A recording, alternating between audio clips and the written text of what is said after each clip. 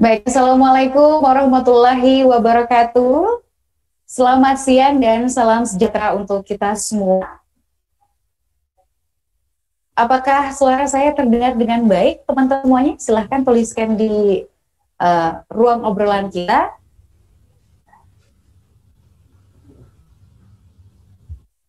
Baik, saya ingin menyapa terlebih dahulu untuk smart listener yang siang hari ini mendengar kita melalui frekuensi 101,1, juga pastinya saya ingin menyapa untuk penonton yang menyaksikan kita juga melalui kanal YouTube Smart FM Makassar, dan pastinya saya ingin menyapa untuk seluruh teman-teman yang siang hari ini sudah bergabung dalam ruang virtual kita ya.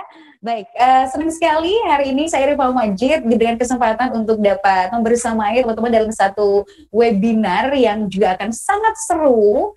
Pembahasannya yaitu soal cashless dan juga milenial. Tapi sebelum itu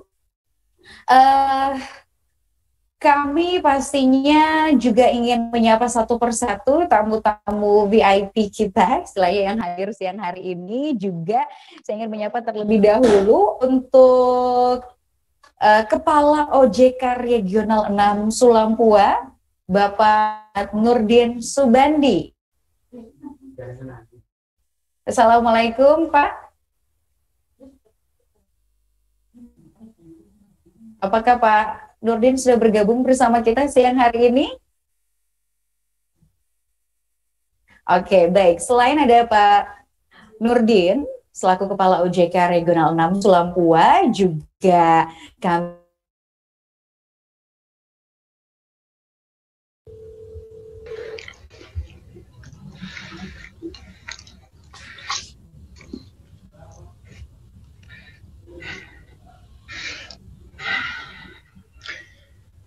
yang semoga dalam keadaan sehat-sehat ya Pak ya. Oke, baju biru juga siang hari ini.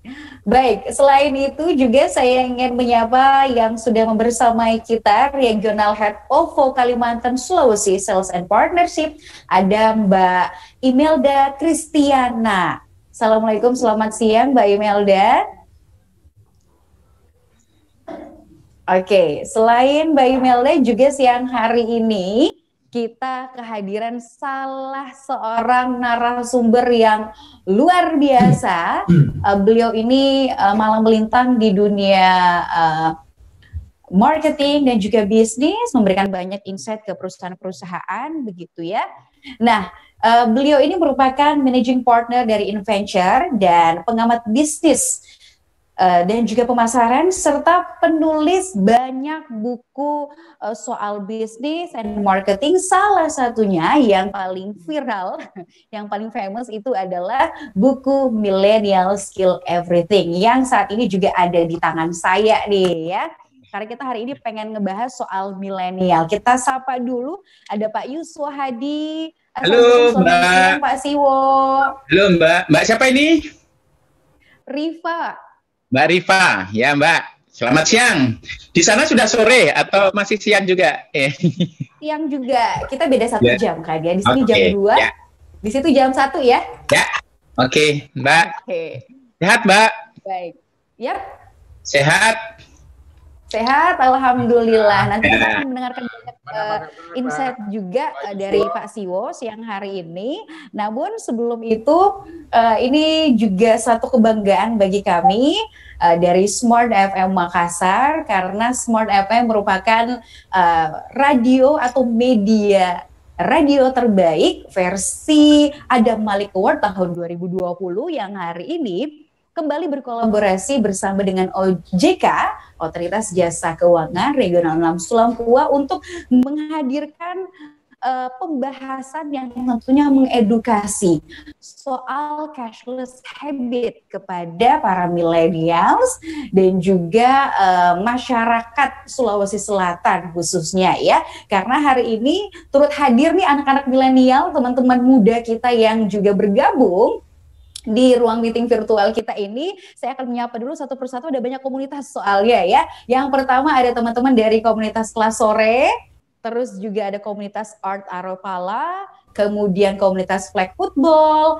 ada komunitas Mari Berbagi Seni, teman-teman blogger Makassar juga ikut hadir, komunitas kemuslimahan Rehab Hati hadir, kemudian juga Makassar Beautygram, ya teman-teman sudah hadir di sini.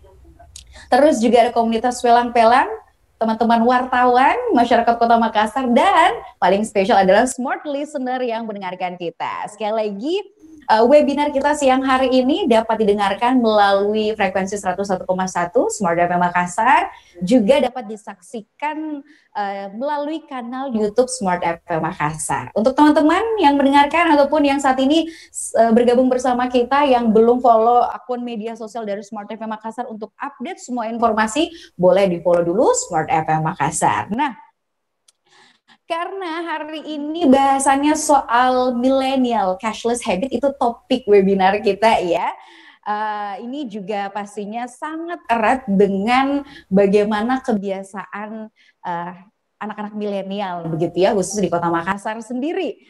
Namun sebelum itu, saya akan menginformasikan bahwa selama webinar ini berlangsung nanti ada yang spesial juga. Selain materinya, ada juga hadiah berupa OVO Cash untuk 15 orang pemenang dan juga untuk 5 penanya terbaik. Jadi untuk teman-teman semuanya mulai dari pertama materi nanti sampai selesai diperhatikan baik-baik dan juga siapkan pertanyaan terbaiknya agar nanti bisa terpilih menjadi salah satu pemenang dan bawa pulang deh OVO Cash-nya ya. Nah, siang hari ini sekali lagi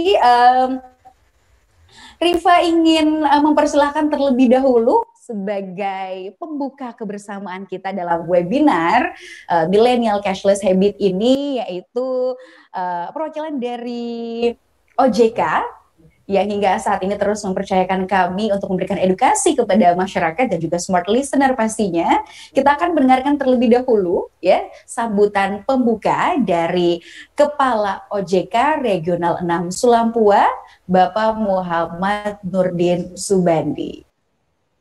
Baik. Assalamualaikum. Waalaikumsalam. Selamat siang, Pak. Selamat siang. Apa kabar, Pak Yuswo? Sehat? Baik, Pak. Pak Nur, Pak Nurdin. Salah benar, Pak. Pak Yuswo. Ya. Okay. Baik, kita buka ya. Bismillahirrahmanirrahim. Assalamualaikum warahmatullahi wabarakatuh. Yang kami hormati Pak Yuswo Hadi dari Inventure yang juga pengamat bisnis dan pemasaran. Kemudian ada yang kami hormati Ibu Imelda Kristiana selaku Regional Head OVO Kalimantan dan Sulawesi. Kemudian ini ada kawan sejawat saya Pak Ahmad Murad selaku Deputi Direktur Manajemen Strategi EPK dan Kemitraan Pemerintah Daerah Kantor OJK Regional 6 Sulawesi, Maluku dan Papua. Kemudian rekan-rekan Smart FM selaku media partner dan Bapak Ibu adik peserta kegiatan serta smart listener yang kami banggakan. Pertama-tama mari kita panjatkan puji syukur kepada Allah Subhanahu wa taala atas nikmat yang diberikan kepada kita, atas segala rahmat dan karunia-Nya, karena pada hari ini kita semua masih diberikan kesehatan yang sempurna dan kesempatan untuk bertemu, bersilaturahim walaupun melalui media online dalam keadaan sehat walafiat pada kegiatan edukasi dengan tema Millennial Cashless Habits. Bapak, Ibu, teman-teman sekalian, pada kesempatan yang berbahagia ini, perkenankan kami terlebih dahulu mengucapkan terima kasih kepada para narasumber kegiatan siang hari ini yang telah meluangkan waktu untuk berbagi ilmu sebagai bentuk partisipasi dalam rangka mewujudkan masyarakat yang lebih cerdas dan inklusif di era keuangan digital. Tidak lupa juga kami ucapkan terima kasih kepada rekan-rekan dari Smart FM yang telah membantu terlaksananya kegiatan ini.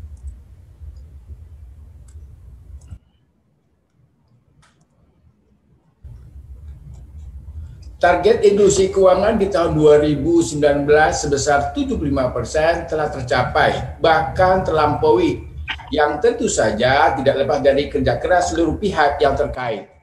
Menindaklanjuti pencapaian tersebut pada rapat terbatas SNKI tanggal 28 Januari 2020 Bapak Presiden menargetkan tingkat inklusi keuangan Indonesia yang saat ini sebesar 76,9% dapat meningkat menjadi di atas 90% di tahun 2024.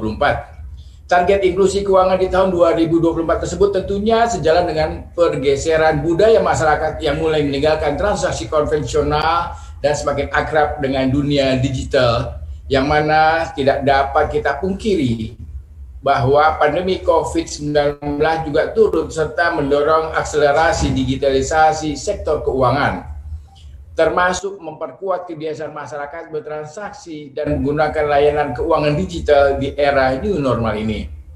Namun demikian, sebagai perhatian kita bersama bahwa dengan percepatan pertumbuhan inklusi keuangan tersebut, kita tidak dapat mengabaikan apa yang disebut dengan literasi keuangan agar tidak terjadi asymmetrical information yang dapat mengakibatkan kerugian konsumen. Menindaklanjuti hal tersebut, OJK menetapkan tema prioritas dalam program literasi dan inklusi, yakni mewujudkan masyarakat yang lebih cerdas dan inklusif dalam era keuangan digital sebagai arah strategi literasi keuangan tahun 2021. Siang hari ini, Bapak Yusuf Hadi dari Inventure akan memberikan kita pemahaman bagaimana mengenal bagaimana generasi milenial memiliki peran penting dalam mendukung masyarakat cerdas keuangan di era digital, serta hal-hal apa saja yang perlu diperhatikan dan dipahami dalam menghadapi cashless habits ini. Hadir juga pada kesempatan ini Ibu Imelda Kristiana selaku Regional Head of Kalimantan dan Sulawesi yang akan membuka wawasan kita sebagaimana transaksi keuangan digital memberikan dampak bagi perekonomian serta membawa perubahan di lingkungan sekitar kita. Dan juga hadir nanti Pak Ahmad Murad yang akan memaparkan terkait dengan pelaksanaan tugas OJK dan juga terkait dengan edukasi dan perlindungan konsumen. Kami meyakini dengan kapasitas para narasumber kali ini, kegiatan ini akan sangat bermanfaat bagi kita semua. Oleh karena itu, manfaatkanlah waktu yang terbatas ini, lakukan diskusi intensif, tanyakan segala hal yang dapat menambah wawasan dan pengetahuan teman-teman semua. Mungkin itu saja yang dapat kami sampaikan. Dengan demikian kami sampaikan, mohon maaf apabila dalam hal penyampaian pemaparan nanti ada hal yang kurang berkenan, dan dengan memohon ridho dari Allah Subhanahu wa taala, kami ucapkan bismillahirrahmanirrahim. Selamat mengikuti kegiatan Millennial Cashless Habits. Wassalamualaikum warahmatullahi wabarakatuh. Waalaikumsalam warahmatullahi wabarakatuh. Terima kasih banyak Pak Muhammad Nurdin sudah memberikan sambutannya, menyambut semua peserta, dan juga membuka kegiatan webinar Millennial Cashless Habits yang hari ini. Agar nanti semoga selama webinar ini berlangsung kita dapat menyerap semua materinya dengan baik. Dan yang pasti kita dapat mengaplikasikannya. Dan semoga juga dari webinar ini target inklusi keuangan tahun 2024 nanti bisa tercapai ya. Karena kita memberikan edukasi kepada masyarakat luas. Nah, OJK juga di tahun 2021 ini tengah fokus juga kepada dunia keuangan syariah dan juga keuangan digital nih. Nah, tapi sebelum kita membahas soal materi kita lebih dalam lagi, saya pengen nanya dulu ke teman-teman yang hadir siang ini, apa yang terbesit di pikiran teman-teman ketika mendengar kata cashless? Silakan tuliskan di ruang obrolan kita apa kira-kira yang terbesit di pikiran ketika dengar kata cashless. Banyak promonya, oke, pemburu promo, pembayarannya tanpa uang tunai, no ribet, tanpa kartu, terus apa lagi nih?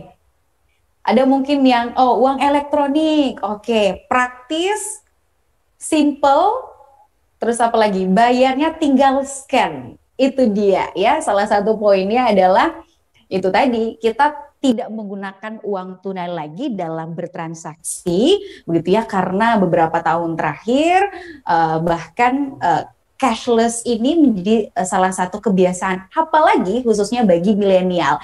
Salah satunya yaitu berdasarkan data dari World Payment Report tahun 2018 menunjukkan bahwa peningkatan transaksi non tunai atau cashless itu sangat meningkat. Salah satu peningkatan yang signifikan terjadi di Indonesia. Nah, tentu ini akan mendorong beberapa aspek-aspek lainnya, begitu ya. Namun, sebelum kita membahas itu lebih jauh, kita juga ingin tahu bagaimana sebenarnya teknologi kita mendukung kebiasaan untuk bertransaksi non tunai ini dan juga membangun cashless society. Kita akan dengarkan terlebih dahulu materi soal financial technology pada era keuangan digital yang akan disampaikan langsung oleh Deputi Direktur Manajemen Strategis, Edukasi dan Perlindungan Konsumen, serta Kemitraan Pemerintah Daerah OJK Regional 6 Sulampua. Kami persilakan langsung untuk menyampaikan materinya, Bapak Ahmad Murad. Assalamualaikum, selamat siang Pak Ahmad Murad. Waalaikumsalam, selamat siang Mbak Rifa, apa kabar? Alhamdulillah, Bapak sehat ya? Ya, alhamdulillah, makanya bisa hadir di sini. Alhamdulillah, hari ini biru-biru sama kayak tema kita juga hari ini di Smart FM, biru-biru Pak ya. Mengharu biru. Mengharu biru, jangan haru dong Pak ya. Oke, baik Pak, materi yang akan Bapak sampaikan soal financial technology ya Pak ya. Betul. Di era keuangan digital. Ya, betul. Oke, boleh kalau gitu langsung aja silahkan disampaikan materinya kepada para peserta kita dan jangan lupa seperti yang sudah tadi saya sampaikan bahwa nanti akan ada 5 penanya terbaik yang akan memboyong hadiah berupa OVO Cash dan juga ada satu merchandise menarik pastinya ya. Jadi siapkan pertanyaannya dari sekarang. Silakan langsung saja Pak Ahmad Murad. Baik, terima kasih Mbak Rifa. Assalamualaikum Pak Kepala Regional, Pak Yusuf, Mbak Imelda, salam kenal semuanya. Semoga kita sekalian sehat walafiat, terhindar dari saudara baru kita yang namanya COVID-19. Baik, izinkan saya untuk menyampaikan materi sesuai dengan penugasan pada siang hari ini, yaitu financial technology pada era keuangan digital.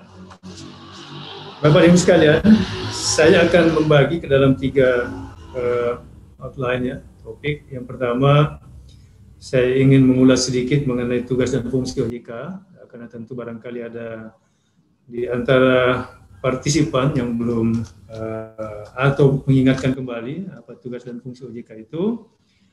Kemudian nanti saya juga akan menjelaskan mengenai mengenal financial technology. Kemudian yang terakhir, sesuai dengan kewenangan OJK, bagaimana pengaturan dan pengawasan terhadap kegiatan peer-to-peer lending atau yang dilaksanakan oleh financial technology di Indonesia. Baik, yang pertama saya ingin menyampaikan sedikit mengenai tugas dan fungsi OJK, bahwa sesuai dengan Undang-Undang Nomor 21 Tahun 2011 tentang Otoritas Jasa Keuangan, OJK mengemban fungsi sebagai penyelenggara sistem pengaturan dan pengawasan yang terintegrasi terhadap keseluruhan kegiatan dalam sektor keuangan di Indonesia. Kemudian tugasnya tentu melaksanakan pengaturan dan pengawasan terhadap kegiatan jasa keuangan di sektor perbankan, sektor asuransi, sektor pembiayaan, pasar modal, dana pensiun, pegadaian, LKN, dan seterusnya dan semacamnya. Baik, kewenangan OJK ini yang baru ya, ini adalah tugas yang baru, yaitu memberikan perlindungan kepada konsumen dan masyarakat. Di undang-undang itu diatur di pasal 28. Yang pertama, bagaimana cara OJK memberikan perlindungan kepada konsumen dan masyarakat? Yang pertama adalah memberikan informasi dan edukasi kepada masyarakat mengenai karakteristik terutama produk dan layanan sektor jasa keuangan. Kemudian yang kedua, OJK meminta lembaga jasa keuangan untuk menghentikan kegiatan tertentu apabila kegiatan tersebut berpotensi merugikan kepentingan nasabah maupun masyarakat. Kemudian yang ketiga, OJK dapat mengambil tindakan yang lain apabila dianggap perlu sesuai dengan ketentuan peraturan yang berlaku di sektor jasa keuangan terhadap satu lembaga jasa keuangan yang melakukan kegiatan yang berpotensi merugikan masyarakat. Itu mengenai tugas dan fungsi otoritas jasa keuangan. Selanjutnya mengenai financial technology. Apa itu financial technology dalam konteks pengaturan oleh otoritas jasa keuangan? Selanjutnya, Pak Yo, tayangannya. Ya. Pertama-tama kita lihat dulu bagaimana sih posisi betapa pentingnya financial technology itu hadir di dalam masyarakat kita, di dalam perekonomian kita. Yang pertama di sini, kalau kita lihat grafiknya di sini, ada sekitar 49 juta unit UMKM yang belum mendapat akses kepada permodalan, dalam hal ini sektor jasa keuangan. 49 juta unit ya, itu usaha mikro kecil dan menengah. Kemudian, karena ketiadaan akses itu, ini berpengaruh terhadap kemampuan atau kapasitas ekspornya. Dari sekitar 5.400 triliun output UMKM, nilai ekspor itu hanya 182 triliun atau 3,37%. Bagaimana dengan tingkat kesejahteraan? Tingkat Gini ratio Indonesia itu masih ada pada kisaran 0,384. Ini berdasarkan data BPS tahun 2018. Oleh karena itu, di dalam konteks ini, dalam konteks kesejahteraan masyarakat ini, fintech diharapkan dapat memperbaiki ya, atau meningkatkan keseimbangan kesejahteraan masyarakat kita. Kemudian, bagaimana dengan kecepatan perputaran uang atau velocity of money? GDP dan jumlah penduduk Indonesia adalah yang tertinggi di ASEAN. Kita semua sudah mengetahui itu, tetapi yang berbeda adalah rasio velocity dan aktivitas transaksi keuangan elektronik kita yang paling rendah di antara negara-negara ASEAN. Nah, ini bayangkan kalau kita bisa kalah sama Vietnam misalnya, ini satu yang luar biasa, padahal Vietnam itu baru tumbuh. Kemudian bagaimana dengan distribusi pembiayaan? Sekitar 60% dari total pembiayaan yang ada di Indonesia itu terkonsentrasi di Pulau Jawa. Artinya dari 100%, 40% itu dibagi-bagi di Sumatera, Sulawesi, Kalimantan, Maluku, dan Papua. Kemudian bagaimana dengan gap pembiayaan? Total kebutuhan pembiayaan sekitar 1.649 triliun rupiah totalnya. Tetapi kapasitas lembaga jasa keuangan konvensional yang ada sekarang ini, sebelum adanya fintech, itu hanya sekitar 660 triliun. Sehingga dari angka ini itu terdapat gap sekitar 988 triliun per tahun. Ya, ini memang data 2016. Selanjutnya, kita melihat bagaimana perkembangan dunia digital, baik secara Indonesia maupun di dunia. Nah, kita lihat ada 5 faktor yang menentukan di sini. Yang pertama, total populasi yang kita bandingkan antara Indonesia dengan dunia. Kemudian penggunaan mobile unik. Kemudian yang ketiga, pengguna internet. Yang keempat, pegiat media sosial. Kemudian yang kelima, yang menggunakan mobile sebagai sarana untuk bersosialisasi atau medsos. Yang pertama kita lihat dari sisi jumlah penduduk. Penduduk dunia secara total pada saat data yang dibuat adalah 7,6 miliar. Ya. Dari 7,6 miliar itu, 56% diantaranya itu ada di perkotaan. Nah, bagaimana dengan Indonesia? Indonesia itu jumlah penduduknya 268,2 juta. 56% diantaranya itu ada di daerah perkotaan. Kemudian pengguna handphone lah, katakan begitu, untuk seluruh dunia itu jumlahnya sekitar 5,1 miliar manusia yang menggunakan handphone atau gadget. atau penetrasinya sekitar 67%. Bagaimana dengan Indonesia? Indonesia berdasarkan data dari Kominfo ini dan yang diambil dari beberapa sumber, pengguna itu sekitar 355,5 juta. Atau katakanlah ini adalah SIM card yang beredar yang masih aktif. Jadi dari 268,2 juta penduduk Indonesia, ya katakanlah yang dewasa itu sekitar mungkin 200 jutaan, berarti ada satu orang yang menggunakan 5 nomor atau 5 handphone. Nah ini penetrasinya yang paling tinggi, 133%. Nah bagaimana dengan pengguna internet? Untuk dunia, ukuran dunia itu sekitar 4,3 miliar dengan penetrasi 57%. Di Indonesia, pengguna internet itu 150 juta, penetrasinya 56%. Kemudian pegiat media sosial di Indonesia 150 juta, dunia 3,4 miliar. Nah, pengguna atau pegiat medsos melalui mobile phone atau gadget itu sekitar 130 juta, penetrasinya sekitar 48%. Nah, pertumbuhan digitalisasi di dunia meningkat jauh lebih besar dari peningkatan total populasi yang hanya meningkat 1,1% year on year. Peningkatan mobile, social media users, internet users, active social media users, dan unique mobile users berturut-turut mencapai masing-masing 10%, 9,1%, 9%, dan 2%. Nah, Indonesia itu kalau dari data ini memiliki mobile user, unique mobile user itu sekitar 133%, 355 juta kurang lebih. Sedangkan pengguna internet 150 juta dengan pertumbuhan 13% year on year. Ini merupakan pasar yang sangat besar tentunya, yang bisa kita manfaatkan dengan skim yang baru, yaitu financial technology. Selanjutnya.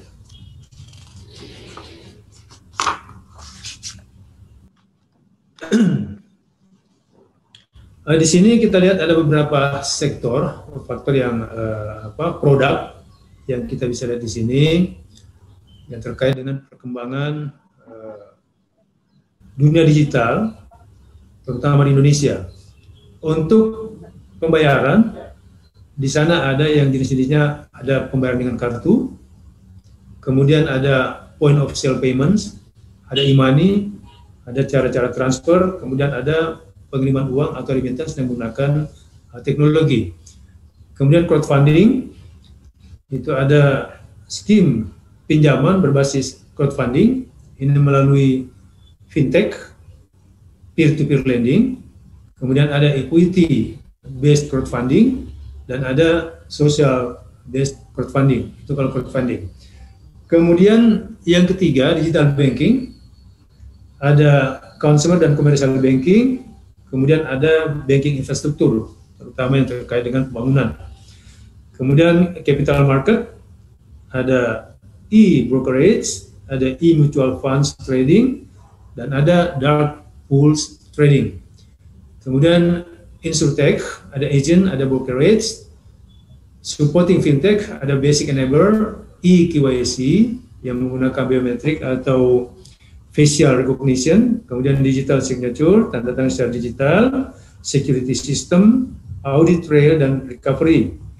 Kemudian enabler yang kedua yaitu advanced enabler, itu pakai credit information and scoring, ada big data analytics, robo advisor, artificial intelligence, dan blockchain. Ini semua yang menggunakan, yang dilakukan secara digital atau teknologi.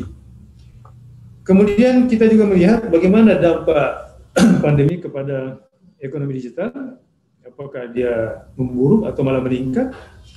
Ternyata setelah terjadinya pandemi, yang kita ketahui bersama mulai Maret 2020, itu pembayaran digital ternyata tumbuh sebesar 65%. Ya, ini data BI posisi 6 Juli 2020. Kemudian yang kedua yang dilihat adalah bagaimana dengan penjualan e-commerce. Ternyata dia juga naik 26%, dari kuartal kedua tahun 2019 atau mencapai transaksinya 34,56 triliun rupiah. Yang ketiga, bagaimana dengan penjualan e-retailing dan e-groceries? Itu meningkat 69%. E-health itu naik 41%. Jadi ini menunjukkan bahwa sekarang ini adalah memang dunianya digital dengan adanya pandemi ini. Mall tutup lebih cepat, kemudian orang tidak boleh berinteraksi secara langsung, tapi harus jaga jarak, dan seterusnya. Ini semua tentu meningkatkan peran digital. Nah, kita lihat bagaimana pengaturan skema peer-to-peer lending oleh Otoritas Jasa Keuangan. Kita lihat dulu definisinya, bahwa financial technology lending atau fintech lending, peer-to-peer lending atau pinjaman daring, itu adalah pinjam-meminjam uang secara langsung antara pemberi pinjaman dengan penerima pinjaman yang dilakukan melalui bantuan teknologi. Itu definisinya ya, fintech lending. Jadi pinjaman yang dilakukan dengan bantuan teknologi atau perantaraan teknologi. Di sana ada 3 pihak. Saya kira balik dulu yang tadi, tayangan yang tadi Pak Adam. Ada 3 pihak di sana yang bermain. Yang paling kiri itu adalah pemberi pinjaman. Kemudian di tengah-tengahnya ini adalah perusahaannya sebagai perantara, penyelenggaranya sebagai perantara. Kemudian sebelah kanan adalah mereka yang membutuhkan dana atau peminjam. Selanjutnya,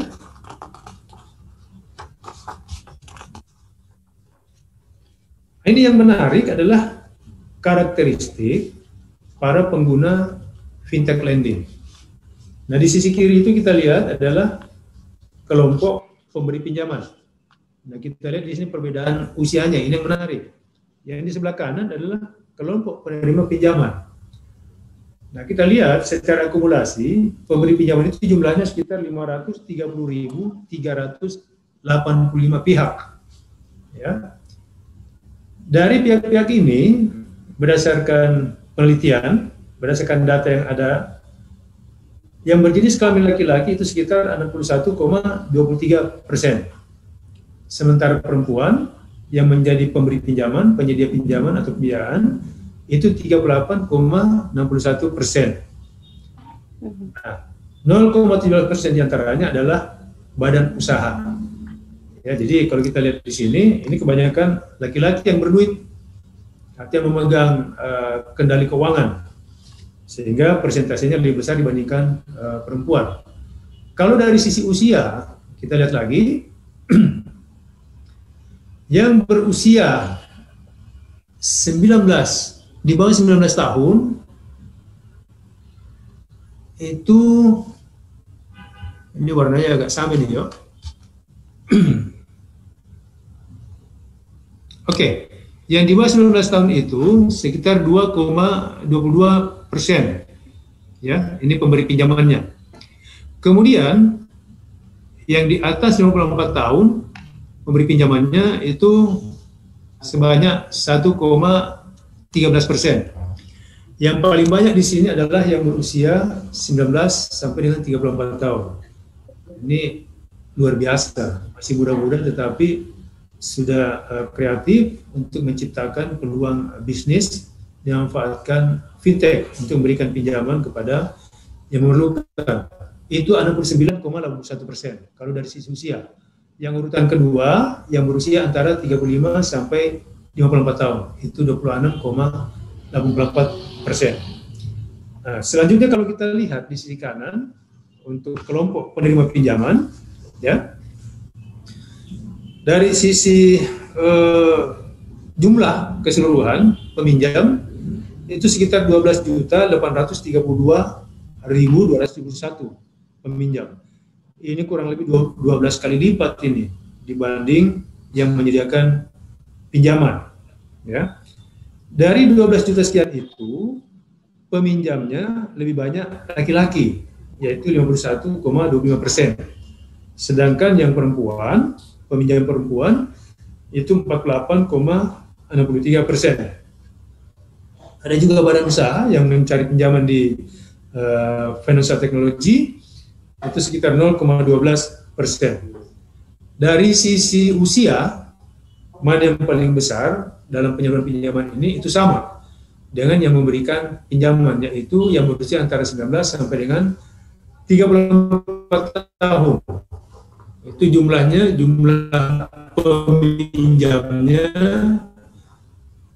70,24 aktif karena masih muda-muda nih peminjamnya. Sementara urutan kedua itu yang berusia antara 35 sampai 54 tahun.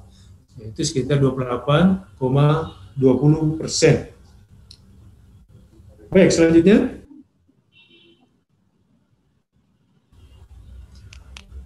Peraturan Otoritas Jasa Keuangan yang terkait dengan financial technology ini itu diatur di dalam POJK nomor 77/POJK _01 tahun 2016.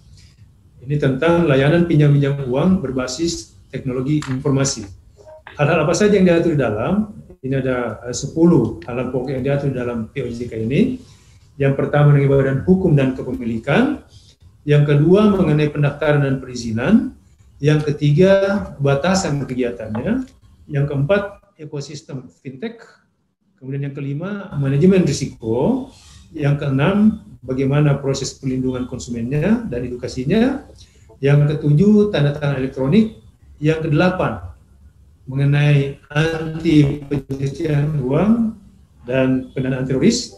Kemudian yang ke-9 larangan, yang ke-10 kewajiban pelaporan yang wajib disampaikan oleh para pelaku bisnis fintech.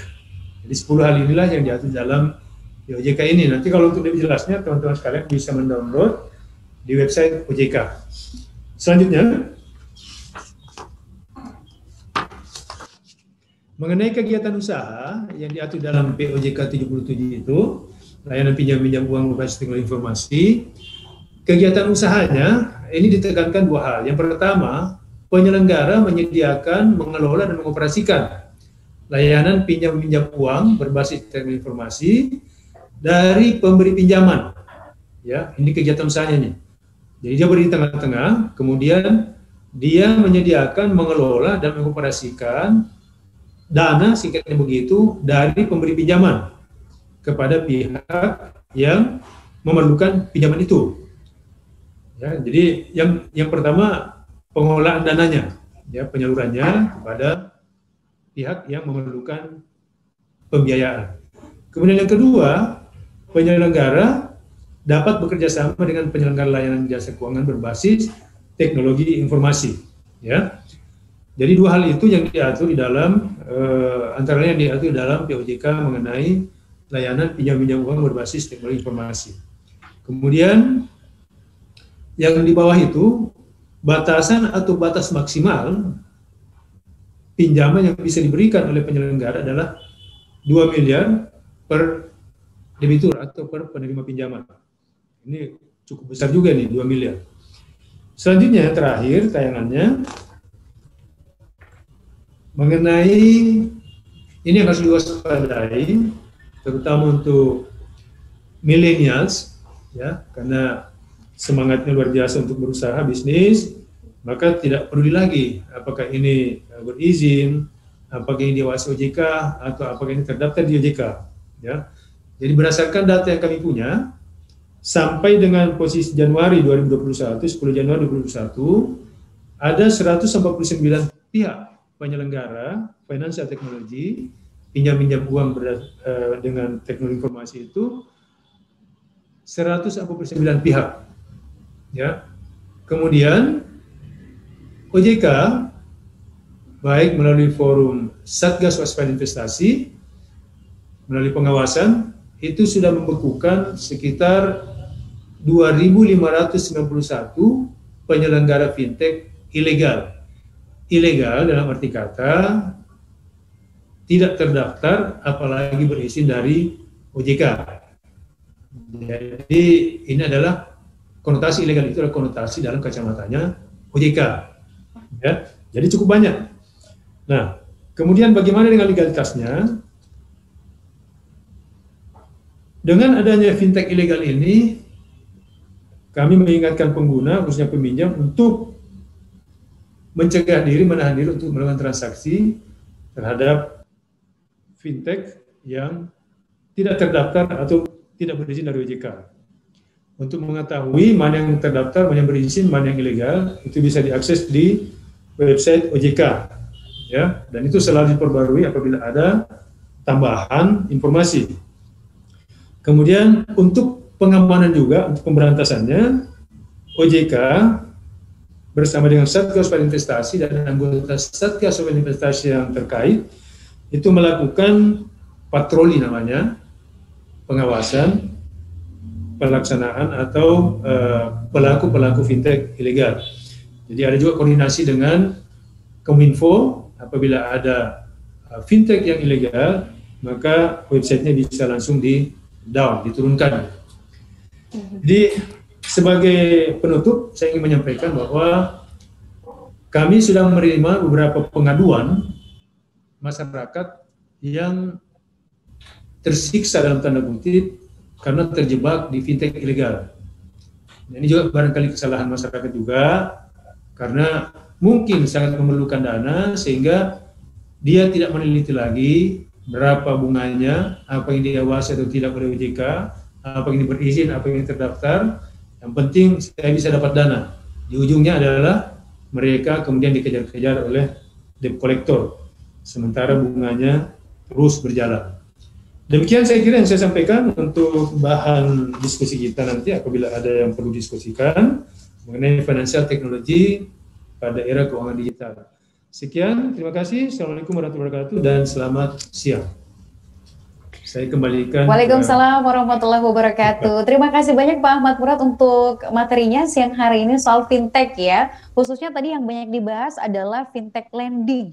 Bagaimana kemudian habit kita atau transaksi non-tunai itu mendorong lahirnya banyak sekali fintech lending. Tapi di sini juga OJK sudah hadir untuk memberikan kebijakan dan juga menjamin keamanan bagi para fintech tersebut. Karena banyak sekali juga nih sekarang karena itu tadi seperti yang disampaikan Pak Murad, terdesak ekonomi akhirnya harus meminjam dana dari fintech lending yang bahkan mungkin tidak terdaftar di OJK, begitu ya, sehingga tidak dapat diawasi dan tidak dapat dijamin keamanannya ya. Tadi juga sudah dijelaskan bahwa OJK punya peraturan yang mengatur soal layanan pinjam-meminjam uang berbasis teknologi. Baik, terima kasih untuk Pak Ahmad Murad materinya siang hari ini. Selanjutnya kita akan lebih mempertajam lagi pembahasan kita, yaitu soal masih tentang millennial cashless habit sebagai topik utama kita siang hari ini. Tapi ini lebih ke bagaimana melihat cashless payment industry di tahun 2021 ini. Ya, tadi juga sudah disampaikan bahwa dari data tahun 2020 itu peningkatan transaksi non tunai, apalagi di tengah masa pandemi ini yang salah satunya memberikan sumbangsi besar, peningkatannya 65%, begitu ya. Nah, sekarang kita akan lebih fokus lagi melihat industrinya yang akan lahir atau bagaimana industri cashless payment itu di tahun 2021. Nah, langsung saja kalau begitu saya akan mempersilakan pemateri kita yang merupakan managing partner InVenture, sekaligus juga merupakan seorang pengamat bisnis dan pemasaran. Beliau merupakan penulis buku, salah satunya adalah Millennial Kills Everything. Jadi benar banget nih kalau kata Pak Siwo gitu ya. Salah satu terawangannya, salah satu ramalannya bahwa ada 50 aspek yang akan dibunuh sama milenial, salah satunya adalah pembayaran cash. Makanya tepat sekali siang hari ini kita akan membahas itu. Langsung saja kalau gitu kita sambut materi selanjutnya, yaitu materi dari Pak Yusuf Hadi. Makasih Mbak. Mbak siapa tadi? Mbak. Ya, sudah. Mbak siapa tadi lupa? Rifa Majid, Pak. Pak Rifa, ya lupa. Oke teman-teman, assalamualaikum warahmatullahi assalamualaikum warahmatullahi wabarakatuh, teman-teman. Selamat siang menjelang sore kalau di Makassar ya. Di sini menjelang jam 2 ya.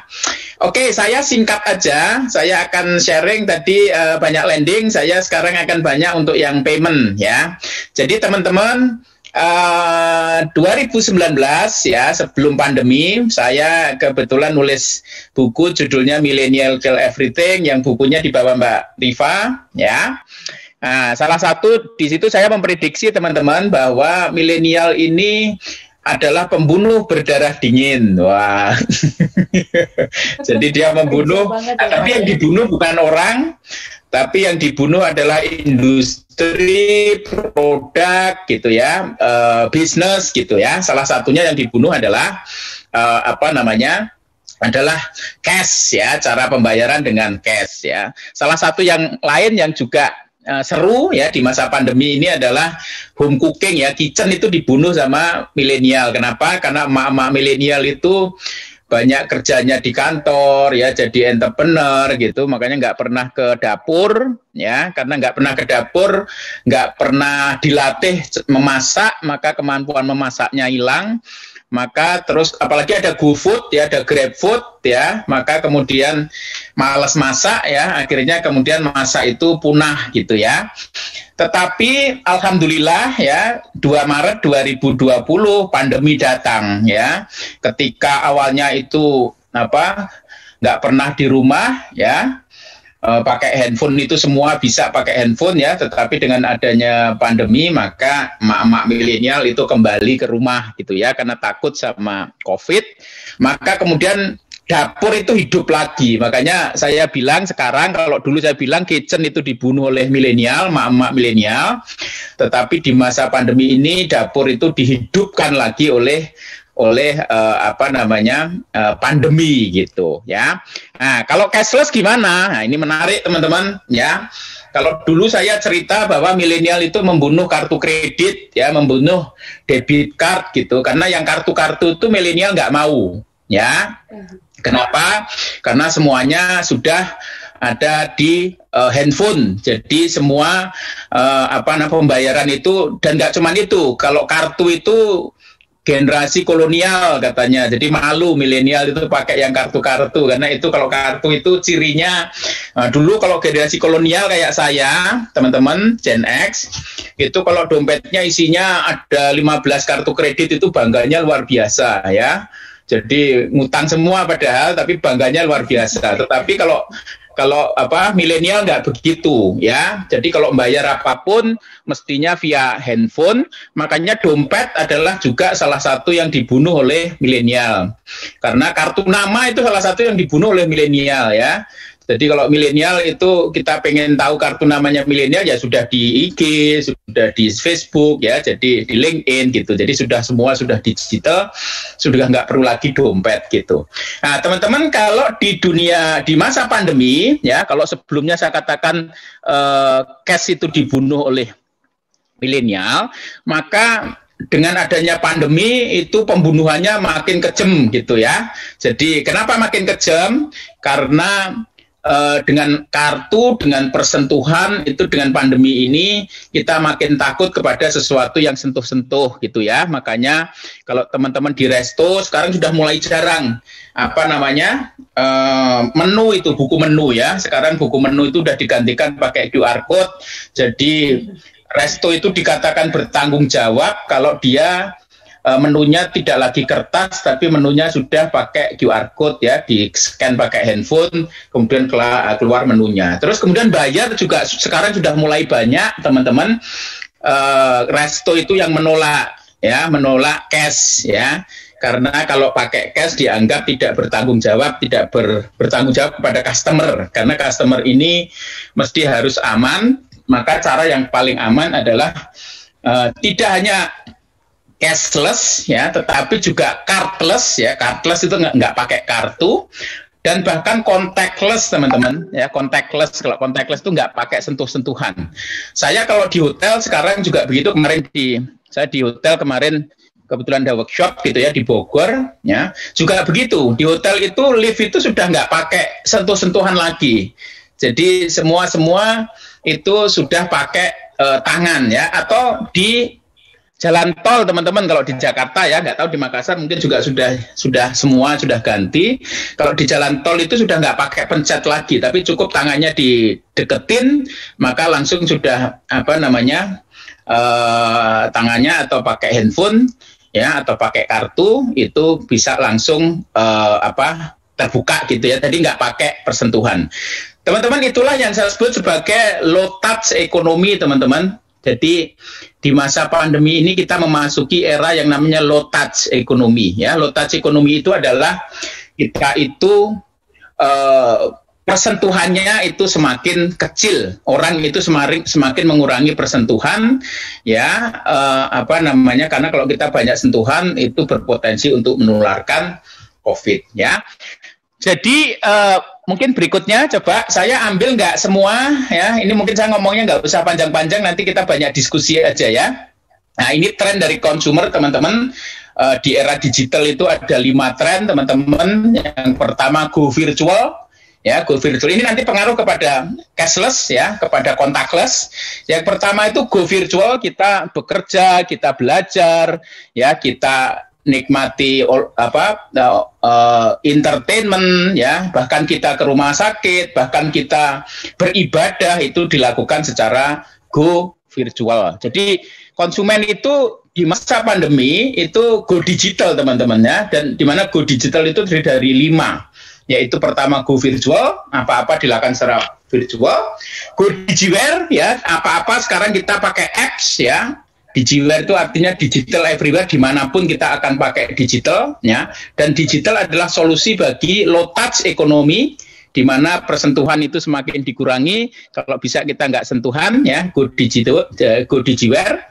Yang ketiga go contactless teman-teman ya. Jadi kita semakin tidak kontak dengan yang lain. Kemudian go omni ya. Kantor cabang nantinya akan hilang gitu ya, tapi saya mengatakan enggak. Jadi nanti end game-nya teman-teman bukan berarti kalau kita go digital kemudian yang fisiknya itu ditinggalkan, enggak begitu ya. Cuman ke kantor cabang itu nanti akan bergeser ya. Kantor cabang bank itu tidak hanya orang akan sedikit ke kantor cabang itu berfungsi untuk transaksi yang besar ya, untuk konsumen yang berkualitas ya. Nah, jadi dan terakhir adalah go confidential. Go confidential itu artinya privasi data kita itu menjadi makin penting. Jadi konsumen akan semakin sensitif terhadap data konsumen nanti, karena data kita bisa tadi ya barusan mengenai lending tadi, saya barusan ini teman saya gitu ya, nggak bisa bayar nggak bisa bayar pinjaman di pinjol gitu ya, tetapi kemudian kontaknya itu saya kemudian kontak saya ada di handphone dia, maka sehari 5 kali dibilangin ini nih nggak bayar pinjaman di pinjol A gitu ya, dan itu teman-teman saya itu semua disebarin, dikasih dibilangin gitu, ini tolong temannya dibilangin agar bayar segala macam. Ini kan artinya apa? Data pribadi itu kemudian diambil oleh platform dan kemudian disalahgunakan gitu. Kasihan orangnya ya, makanya nantinya akan semakin orang itu akan semakin sensitif ya, privasi datanya itu dipakai. Oke, saya akan di 2021 kira-kira digital payment seperti apa, saya akan coba kasih yang ringkas saja. Coba terus saja. Ini yang 5 tadi, mungkin lewat aja. Oke, nah ini digital teman-teman, saya kebetulan bikin survei ya untuk melihat bagaimana kondisi cashless society di Indonesia gitu ya.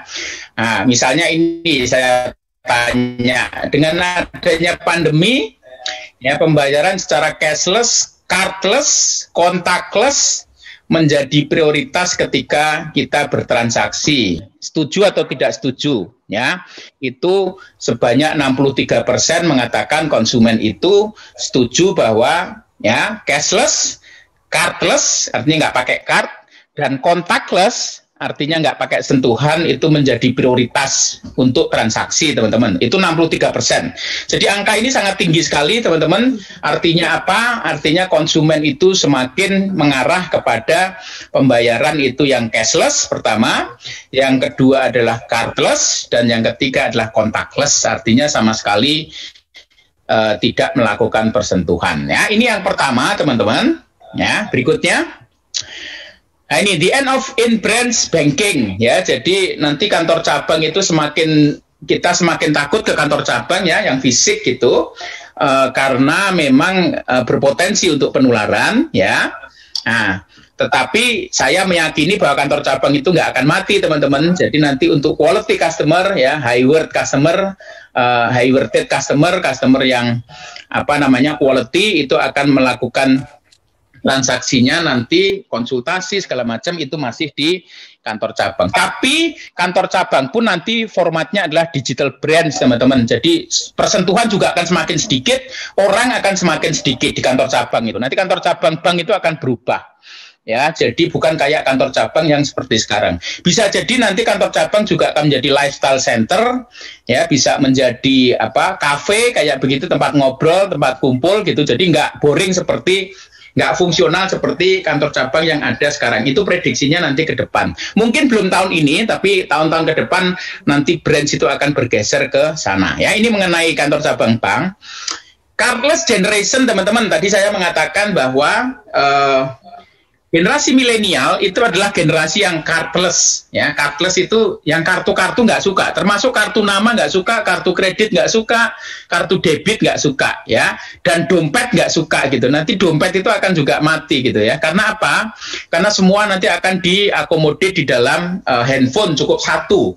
Jadi dengan handphone itu semua untuk bayar Netflix, untuk bayar Spotify, ya, untuk beli di Tokopedia, untuk mesen Grab, ya, itu semua nanti akan bisa dilakukan tanpa card gitu dan tanpa duit gitu, ya. Makanya generasi milenial ini sebelum pandemi itu sudah cardless, ya, mengarah ke cardless. Nah, setelah pandemi itu semakin kenceng. Kenapa? Karena dengan adanya card, maka potensi untuk kita itu bersentuhan akan makin besar, dan penyebaran kuman virus itu akan jadi semakin besar. Jadi pandemi itu semakin mengakselerate, ya, makin mengencangkan, makin kencang generasi milenial itu untuk menjadi generasi yang cardless, ya. Oke, berikutnya adalah, nah, di sisi lain, teman-teman, nanti ini karena pandemi juga, di sisi lain nanti toko-toko itu akan semakin banyak yang cashierless, teman-teman, ya, cashierless, ya. Nanti kalau sampai si Indomaret atau Alfamart itu udah nyoba kayak Amazon Go di Amerika, ya, maka nanti semua toko-toko itu, ya, yang modern, ya, modern channel itu akan semakin mengarah ke cashierless. Jadi artinya sudah nggak pakai kasir. Jadi kita masuk ke pintunya itu yang digambar itu, ya, yang lorongnya itu, ya, begitu masuk, maka kita tempelin handphone kita. Nah, kita bisa masuk kalau duitnya di handphone ada duitnya, ya, ada saldonya. Kalau nggak ada saldonya nggak bisa masuk, ya. Terus nanti kalau di Amazon Go, teman-teman, kita ngambil barangnya berapa gitu, itu langsung bisa dicatat di handphone. Jadi nanti kalau duitnya kurang nggak bisa keluar gitu, ya. Dia bisa keluar kalau duitnya cukup dan sudah dipotong. Dia ngambil, sudah duitnya, saldonya sudah dipotong. Ini akan jadi kenyataan, ya.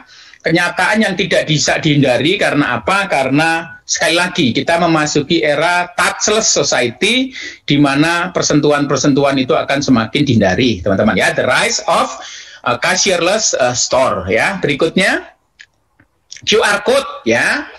Di OJK itu ada QRIS, ya. Nah, jadi QR code itu akan menjadi the new PIN code, ya. Jadi teman-teman, QR code itu akan jadi sangat-sangat krusial bagi hidup kita, ya.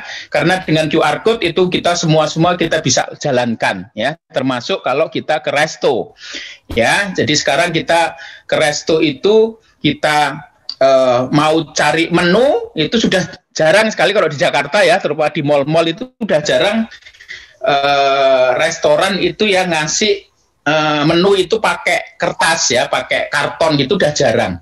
Jadi mereka protokol kesehatan ya, mematuhi protokol kesehatan ya, salah satunya adalah dengan semua itu touchless, semua itu cashless ya. Makanya QR code itu kemudian dipakai untuk pembayaran maupun untuk kita cari menu gitu ya. Begitu di scan langsung menunya keluar, kita pesan gitu. Sudah mulai sekarang, nanti akan semakin kencang teman-teman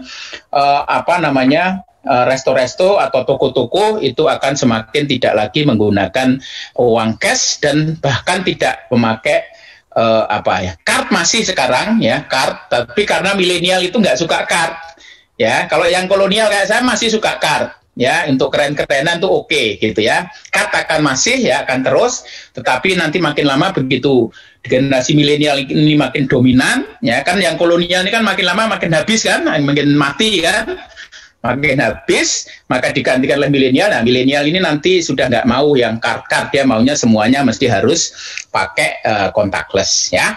Oke, berikutnya, nah ini on demand. Jadi nanti sekarang saya nyebutnya on demand revolution teman-teman. Jadi semua tuh pakai subscription. Jadi kalau kita mau nonton Netflix, kita langganan Netflix ya, kita nanti belanja di Tokopedia ya, itu nanti modelnya akan berlangganan ya, bulanan. Kenapa? Karena kita sering konsumsinya itu sering, sehingga kalau konsumsinya sering dari awalnya occasional menjadi habitual, maka grocery misalnya, maka nanti orang akan trennya akan semakin berlangganan ya. Kalau berlangganan berarti apa? Berarti sudah nggak pakai cash lagi ya, kita beli-beli itu nanti akan, kan belanja bulanan itu kan rutin kan ya, jadi kita belanja grocery bulanan itu kan rutin, akan bagus kalau berlangganan atau subscription. Kita nonton film Netflix atau Disney Plus karena kita lakukan bulanan, maka kita akan akan berlangganan subscription ya. Membeli makanan nanti juga begitu, kalau kita membeli makanan ya di GrabFood itu kita rutin, maka kita juga akan kecenderungannya nanti akan semakin biar murah dan biar efisien, kita akan menggunakan melakukannya secara berlangganan. Game juga begitu, karena rutin nanti kita akan berlangganan. Olahraga juga begitu, teman-teman. Kalau misalnya di pusat kebugaran, karena itu rutin dilakukan tiap minggu, maka kemudian nanti bentuk pembayarannya dengan pola subscription. Jadi kita akan menyongsong nanti di era post pandemi ini menyongsong era subscription ya, di mana itu dilakukan sudah tidak menggunakan cash lagi ya. Ini smartphone revolution tadi sudah dibahas ya. Coba berikutnya apalagi? Ini mengenai digital reputation, ini untuk mengetahui reputasi seseorang ya, credit scoring yang berbasis AI dan seterusnya ya. Ini mungkin kaitannya ke lending. Oke, sudah cukup. Cyber security teman-teman juga menjadi penting, karena kalau kita berlangganan di Tokopedia atau kita menjadi nasabahnya bank, maka data kita ada di sana, itu data kita bisa juga berbahaya, makanya konsumen itu akan semakin sensitif terhadap itu. Makanya platform-platform mesti harus menjaga privasi dan security dari datanya customer. Cukup? Ada lagi? Cukup ya? Cukup ya, terakhir ya. Kira-kira gitu Mbak Fira. Jadi saya sharing nggak banyak-banyak. Jadi intinya adalah bahwa kalau dulunya saya mengatakan milenial itu kill cashless, maka di era pandemi itu nge-kill-nya tambah kenceng gitu Mbak Fira. Kalau dapur kan enggak di-kill sama milenial, tapi dihidupkan sama pandemi. Tetapi kalau cashless ini di-kill ya, cash ini di-kill oleh milenial dan di-kill lagi oleh pandemi gitu. Jadi tambah parah lagi. Kira-kira gitu Mbak Fira. Terima kasih semua. Baik, sama-sama Pak Siwo. Saya boleh konfirmasi nama sekali lagi Pak, bukan Fira tapi Riva. Mohon maaf. Oh Riva, sorry. Nah kan dari tadi kalau keliru terus ini gimana ini? Iya. Nah, Oke, Mbak. Oke, baik. Riva, terima kasih banyak ya Pak Siwo untuk materinya luar biasa. Oh ya, Pak Siwo ini juga salah satu narasumber tetap di Smart FM Pak ya? Ya, tiap Kamis besok pagi. Tiap Kamis ada, besok ada siarannya ya. Nah, dari materi yang Pak Siwo sampaikan, saya nangkepnya banyak banget. Mulai dari tadi yang selalu diulang-ulang ya, contactless, touchless gitu ya, kemudian cardless, terus juga nanti akan ada di Indonesia, semoga akan cepat ada begitu ya, cashierless dan juga bye-bye gitu ya untuk uang cash alias cashless ya. Oke. Itu dia tadi Outlook 2021 untuk digital payment industry sudah disampaikan langsung oleh Pak Siwo. Nah, sekarang nih kita akan lebih lagi memperdalam materi kita soal gimana sebenarnya digital payment for millennial cashless transaction. Nah, untuk materi ini akan disampaikan langsung oleh Regional Head OVO Kalisul dari yang tadi siang, dari tadi awal sudah hadir bersama kita di sini, yaitu Mbak Imelda Kristiana. Selamat siang, Assalamualaikum Mbak Imelda. Waalaikumsalam Ibu Ripa. Suara saya kedengaran ya? Baik, alhamdulillah sehat. Oke, ini suara audionya agak-agak pecah gitu ya, Mbak ya. Kalau misalnya Kecil, ya. ini udah pakai headset ya? Iya, udah pakai headset. Terlalu dekat malah terlalu keras. Terlalu keras ya. Gitu oke. Nah, oke, baik. Lebih dekat lebih baik. Tapi sekarang karena kita touch jauh. Ya, jadi agak berjauhan ya. Oke, ya, baik. Mbak Imelda nanti akan langsung membahas soal digital payment untuk millennial cashless transaction, gitu ya? Baik. Oke, silahkan. Terima kasih Mbak Ripa. Assalamualaikum warahmatullahi wabarakatuh. Bismillahirrahmanirrahim. Selamat siang juga buat Pak Ahmad Murad, kemudian juga Pak Yusuf Hadi. Terima kasih banyak hari ini OVO sebagai salah satu penyelenggara jasa sistem pembayaran non-bank yang diundang untuk melakukan sharing pada hari ini. Saya banyak belajar dan saya banyak mendengar informasi baru juga dari pihak OJK yang mana tadi sudah dibawakan sama Bapak Ahmad Murad. Kemudian juga tren digital yang tadi di-share sama Pak Yusuf Hadi, which is itu sebenarnya apa yang sedang berjalan dan itu adalah field yang sekarang sedang dikerjakan oleh OVO juga. Jadi mungkin kita langsung saja, saya share sedikit saja ya untuk sharing sessionnya. Ini bisa di-share sedikit. Sebenarnya ada beberapa dari materi yang mau saya share hari ini itu sudah di-share sama Pak Ahmad Murad juga dan juga dengan Pak Yusuf Hadi. Jadi mungkin saya hanya memberikan highlight, bahkan sebenarnya data yang dimiliki Pak Ahmad Murad lebih update ya, karena ini juga saya juga sudah dari HPS. Jadi mungkin bisa di-skip aja, bisa langsung Mbak untuk ya next. Nah, seperti yang kita ketahui bahwa negara kita itu memang memiliki potensi yang sangat besar, apalagi kita dalam menduduki negara yang keempat yang paling tinggi populasinya dan memang merupakan destinasi yang memang sangat seksi dan menjadi tujuan daripada investor di Asia. Ya. Next, Mbak. Nah, ini tadi angka yang mungkin sudah di-share sama Pak Ahmad Murad. Ini saya masih pakai angka yang 2015, Pak. Saya belum dapat, saya bahkan dapat itu. Tapi ternyata saya lihat pertumbuhannya cukup besar, Pak. Ini tahun 2015 saja masih di 132. Ternyata di angka Bapak itu udah di angka 300. Nah, memang sekarang ini kita udah jelas-jelas tahu lah bahwa sekarang mungkin kalau misalnya kita ketinggalan dompet, itu lebih enak daripada kita ketinggalan handphone. Itu udah kayak orang ketakutan kalau misalnya handphone-nya udah hilang aja. Karena memang pada dasarnya saat ini handphone merupakan salah satu hal atau salah satu tools yang benar-benar sangat penting dan esensial buat kaum milenial. Saya sendiri sebenarnya kayak kalau tadi disampaikan sama Pak Yusuf Hadi, golongan kolonial. Saya adalah salah satu golongan kolonial yang melihat potensi digital ini dari tahun 2018 bahwa memang akan berkembang. Nah, kalau kita lihat data di sini sendiri untuk mobile phone penetration itu bahkan lebih besar daripada online shopper, daripada credit card penetration, debit card penetration. Bahkan untuk mobile phone penetration itu sampai di angka 91%. Next, Mbak. Nah, mungkin karena ini tadi sudah di-share bahwa sebenarnya ini juga disebabkan karena kita tuh populasinya cukup tinggi, Kemudian kita juga untuk dapat mobile data juga cukup gampang ya, karena di Indonesia sendiri itu ternyata harga mobile data cukup murah, nomor 2 setelah India. Kemudian memang dari tahun 2023 kemarin ada proyeksi untuk e-commerce bakal booming di tahun-tahun depan. Itu. Nah, untuk hal ini adalah salah satu penyebab juga kenapa cashless payment dan juga lending itu cukup menjadi salah satu potensi ya, berkembangnya di Indonesia, apalagi di masa pandemi saat ini. Oke, bisa next, Mbak. Nah, fintech industrial mapping, kalau kita bisa lihat sekarang ini financial technology itu ada di hampir semua lini kehidupan gitu. Ada di payment billing, kalau OVO itu sendiri sekarang cuma ada di payment billing, kemudian juga untuk ada untuk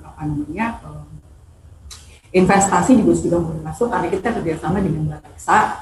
Ya, sekarang dengan adanya pandemi kita juga udah ada yang namanya insurance. Jadi kalau misalnya berpada itu juga aware bahwa di OVO itu sekarang ada insurance yang cukup affordable, polisnya ya. Jadi kalau misalnya atau sekarang ini kalau misalnya Bapak Ibu tahu aware atau menggunakan aplikasi OVO, buat Bapak dan Ibu atau teman-teman atau smart listener yang suka biking, sekarang itu kita juga bahkan sampai ada insurance ke sepeda gitu. Jadi kalau misalnya kita punya sepeda mahal macam Brompton ataupun sepeda mahal lainnya, mungkin bisa diasuransikan biar nanti mengurangi resiko di belakang. Oke, next Mbak. Nah, ini trend in payment system. Kalau payment channel-nya memang pada dasarnya ada non-bank dan juga ada bank. Kemudian sekarang payment teknologi kita mulai dari NFC, ada juga RFID, kemudian juga ada QR code. Nah, kalau QR code itu sendiri, per 2019 awal kemarin itu dari Bank Indonesia sudah mengeluarkan namanya QR Indonesian Standard. Kalau dulu kita punya banyak, kalau kita dulu melihat mungkin di output itu banyak sekali edisi yang kalau kita ke kasir itu banyak sekali edisi yang berjajar gitu. Nah, sekarang ini QR code itu juga akan akan cukup menggunakan satu QR saja. Jadi menggunakan QR Indonesian Standard di mana semua PGSP baik non-bank maupun bank itu bisa menggunakannya. Dan itu akhirnya akan lebih mempermudah untuk pemilik outlet ataupun juga untuk consumers. Next, boleh dilanjut Mbak. Nah, kalau kemarin kan kita bicaranya insight-nya sebenarnya kalau bicara zaman dulu gitu ya, kita masih pakai uang kertas, kita masih pakai uang koin. Pada saat kita ngobrol sama BI juga, dari BI menyampaikan bahwa mereka juga ada masalah dengan uang koin yang produksinya cukup tinggi, tapi pada saat awal tahun diproduksi, akhir tahun itu uang koinnya nggak pernah kembali entah raib kemana ya. Yang pasti uang koin itu banyak tersebar dan cukup mahal produksinya. Itu kemarin yang sempat kita bicarakan dengan teman-teman dari KPI Sulsel bahwa mereka juga sebenarnya juga ada concern dengan masalah uang koin. Kemudian tadi juga sempat diceritakan terkait mengenai masa pandemi ini di mana orang uang itu sebagai salah satu transaksi juga merupakan salah satu channel untuk bisa menjadi salah satu potensi penyebaran virus.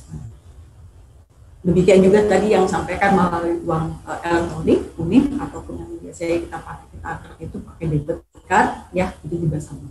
Nah, based on that, berdasarkan insight inilah sekarang akhirnya kita menggunakan uang elektronik yang menggunakan aplikasi smartphone. Nah, salah satunya mungkin untuk PGSP-nya adalah OVO. Next, Kak. Nah, kalau kita lihat di Cina itu sekarang bahwa untuk bayar aja udah nggak pakai tunai gitu. Nah, sekarang bahkan untuk pembeli saja mereka udah punya yang namanya QR. Kami juga udah ada beberapa coba untuk approach beberapa donasi ya untuk menggunakan QR. Jadi kita mengharapkan donasi-donasi yang ini disalurkan itu bisa dikumpulkan melalui QR, jadi kita tidak menggunakan. Jadi diharapkan agar badan amal tersebut tidak menggunakan atau tidak menggunakan uang cash. Di India juga demikian, sama halnya ya, kalau kita lihat di slide berikutnya, di India juga sama, di India juga semuanya itu pada menggunakan QR code. Jadi ini yang sekarang kita lakukan agar supaya masing-masing kalau bisa di semua lini kehidupan di masyarakat Indonesia itu menggunakan apa yang dinamakan QR code. Next, Mbak. Nah, ini tadi yang sedikit cerita mengenai India. Nah, bagaimana dengan di Indonesia? Silakan next, Pak. Nah, di Indonesia sendiri ternyata masih ada beberapa yang mungkin masih dapat kembalian dari kembalian dokumen. Nah, ini dia yang yang berusaha kita hilangkan. Kemudian juga uang koin saya dulu awal-awal ini saya punya hampir 1 toples lah di rumah ya. Sampai akhirnya saya sendiri nggak tahu ngapain dengan uang koin tersebut. Dan ternyata uang koin inilah yang dicari-cari oleh Bank Indonesia yang nggak pernah balik lagi. Gitu. Nah, boleh dilanjut, Mbak? Nah, ini satu realitanya memang kita ada masalah dengan uang kembalian, kadang-kadang juga harus menghadapi risiko mendapatkan uang palsu, kemudian juga uang hilang karena pinjaman yang kurang aman. Untuk Bapak dan Ibu yang kebetulan juga memiliki bisnis, itu kadang-kadang punya masalah dengan yang namanya cash flow. Ya, karena biasanya kita kan juga mau memutar duitnya gitu ya, kalau misalnya kita terima uangnya, kemudian kita besoknya mau transfer lagi ke bank, akhirnya kan membutuhkan waktu yang lebih lama. Nah, kalau kita menggunakan QR code, transaksinya itu semua tidak harus kita lakukan, transaksi itu bisa lebih flawless, jadi lebih singkat. Kita cuma terima uangnya, kemudian uangnya akan masuk ke dalam rekening tabungan yang akan ditransfer langsung ke rekening Bapak dan Ibu. Jadi Ibu nggak harus susah sampai harus ke bank dan sebagainya. Dan satu lagi, sekarang banyak platform-platform digital yang sebenarnya menggunakan platformnya ini untuk sebagai alat untuk strategi marketing. Jadi kalau misalnya Bapak dan Ibu, kalau kemarin kita bicara mengenai marketing secara above the line gitu ya, sekarang ini kita bisa menggunakan program ini atau aplikasi ini untuk memberikan promosi kepada customer. Gitu. Nah, buat konsumen sendiri juga kalau misalnya pengen punya promo kayak dapat promo yang bagus, ya tinggal di scroll saja atau tinggal dicari tahu di aplikasinya kira-kira promo apa aja yang menarik. Jadi ini juga adalah salah satu alat yang bisa dijadikan sebagai platform marketing buat bisnis pada Ibu. Next, Mbak. Oke, OVO untuk Indonesia. OVO berusaha untuk membantu perkembangan ekonomi di Indonesia. Mungkin salah satunya kalau misalnya teman-teman sempat dengar, kita itu juga ada dalam apa yang dinamakan salah satu cara untuk mendapatkan kartu prakerja. Jadi kita juga kalau misalnya ada yang ingin mendapatkan bantuan kartu prakerja, kemarin itu bisa menggunakan OVO. Ya, next, Mbak. Kita itu ada di beberapa tempat, bisa di retail, bisa di hospitals. Beberapa hospital menggunakan QR code kami, kemudian juga untuk warung, transportation, bahkan parking, bahkan untuk pembayaran pulsa, dan yang tadi disampaikan sama Mbak, sedikit lagi juga kita akan punya yang namanya microloans, jadi untuk UMKM. Untuk yang food delivery sendiri mungkin udah akrab lah di telinga Bapak dan Ibu, untuk GrabFood bisa menggunakan OVO, ya. Jadi pengiriman uang juga kita bisa menggunakan OVO. Jadi memang pada dasarnya kita mendukung yang namanya cashless transaction. Bisa lanjut, Pak?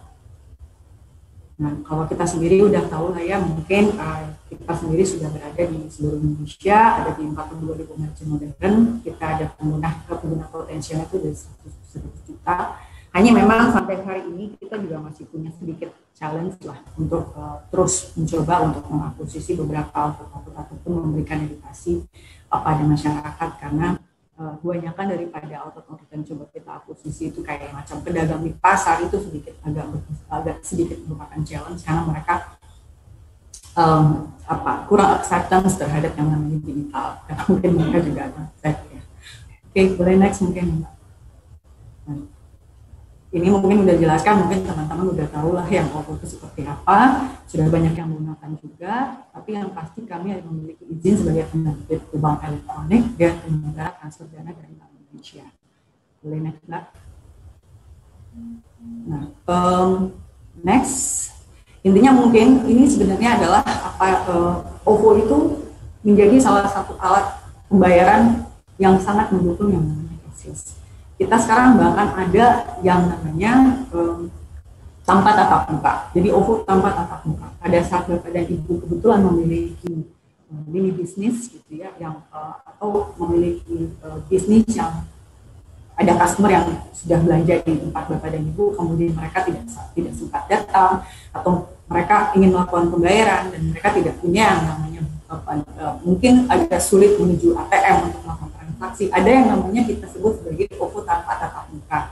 Jadi sebelum jadi pada saat Bapak dan mereka melakukan transaksi, Bapak Ibu tinggal mengirimkan QR code-nya melalui WhatsApp. Nanti dari pihak customer atau pihak pembeli tersebut akan men-scan, mencari QR itu secara otomatis akan mencari QR code di galeri. Jadi secara gampang seperti itu. Jadi langsung bisa transaksi dan uangnya langsung masuk ke rekening Bapak dan Ibu tanpa Bapak dan Ibu harus mengecek ke rekening banknya.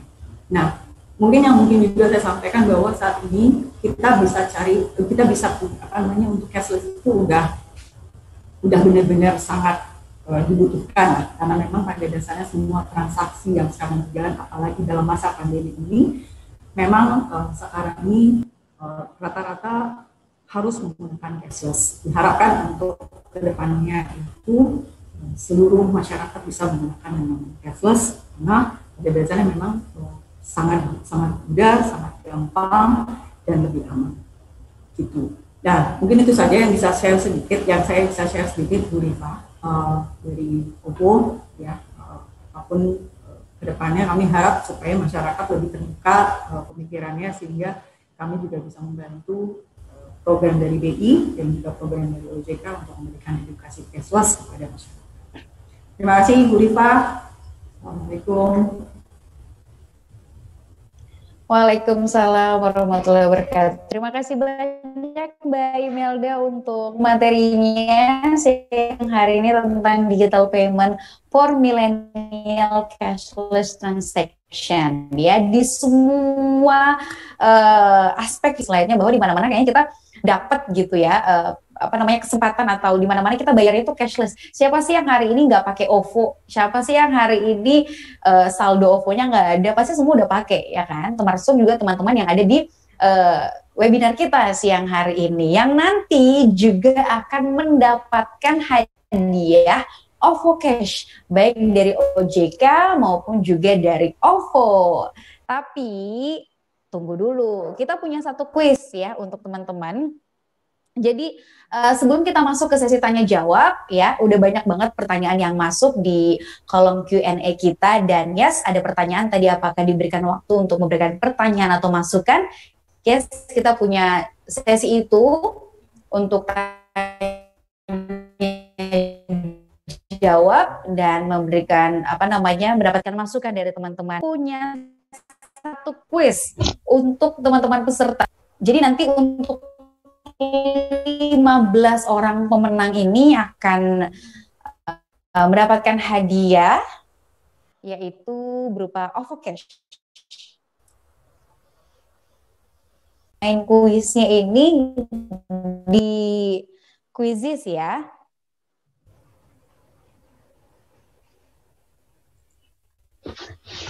Oke, kita akan share screen dulu seperti apa peraturannya. Baik. Teman-teman silakan buka browsernya masing-masing, quizizz.com, join myquizizz.com, terus masukkan join code-nya.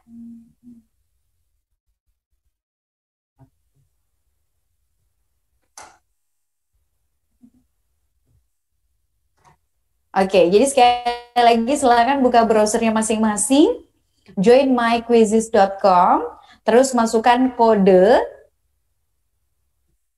yang akan kami tampilkan di layar. Udah pernah kan semuanya main quiz di Quizizz?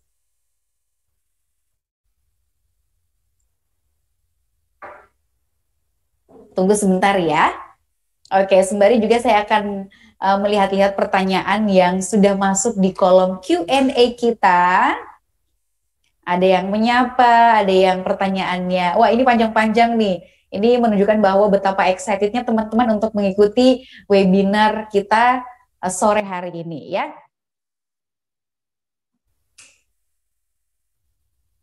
Oke, silahkan ditampilkan kodenya.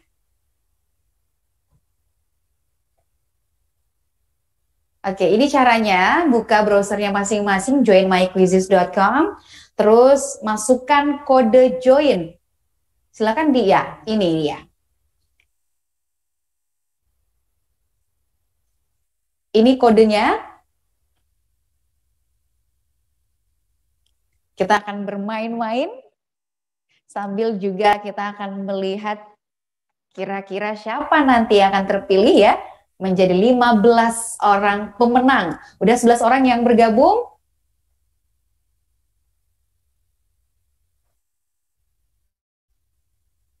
(18) Kita punya 115 peserta yang sampai sore ini masih terus stay mengikuti webinar. Luar biasa. Tepuk tangan virtual dulu untuk semua teman-teman dengarkan kita siang hari ini di frekuensi 101,1 plus juga yang menyaksikan live streaming kita di YouTube channel Smart FM Makassar.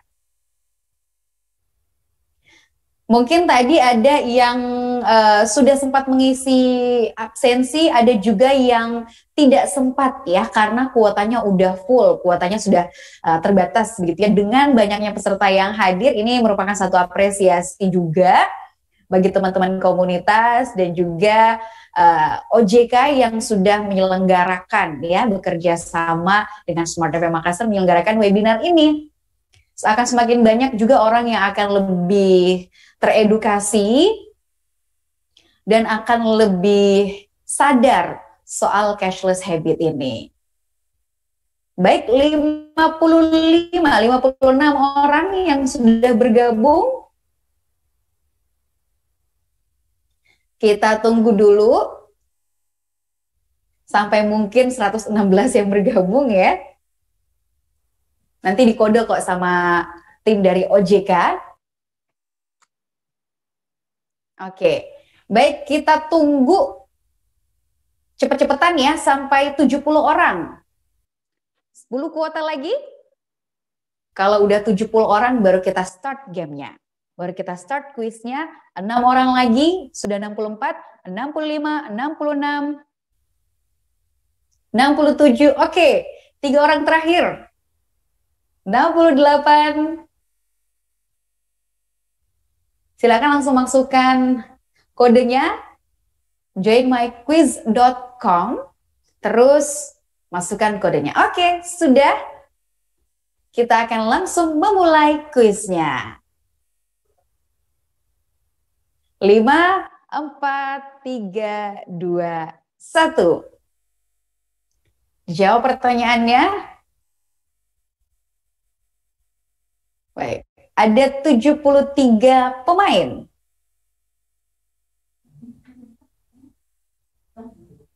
Oke.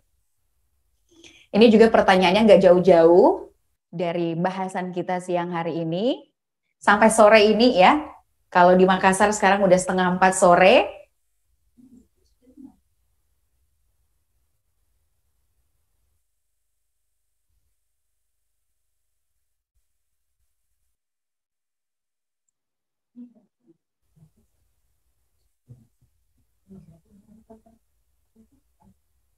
Oke.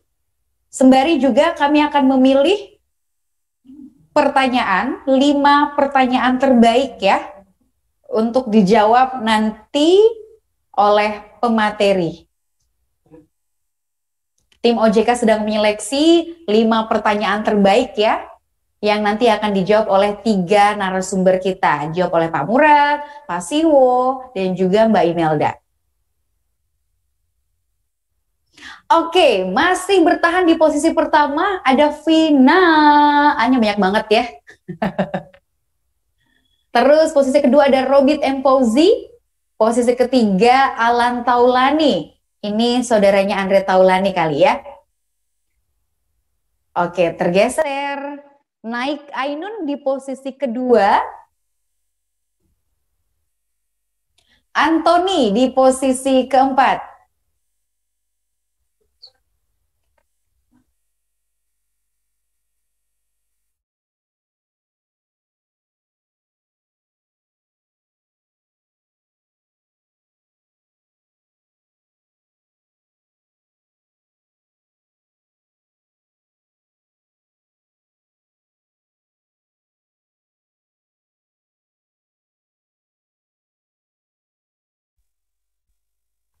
Baik, ada yang melambung nih. Melambung langsung naik ke posisi 1 AF. Vina udah tergeser. Wah, AF kayaknya pertanyaannya semua jawabannya benar, gak ada yang salah ya.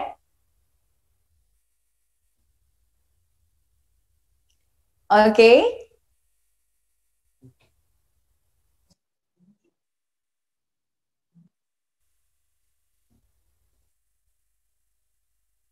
Baik, sembari juga saya ingin menyapa smart listener yang mendengarkan kita siang hari ini, sore ini ya.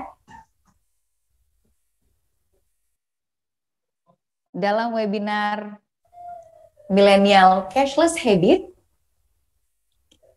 kolaborasi antara Smart FM Makassar dan juga OJK Regional 6 Sulampua. Sekali lagi untuk 15 pemenang dari kuis ini nanti akan mendapatkan hadiah dari OJK dan juga OVO pastinya berupa OVO Cash.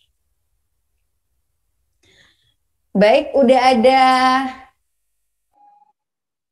posisi 1 Alan, 2 AF, 3 Vina, 4 Ainun, 5 Robit M. Fauzi.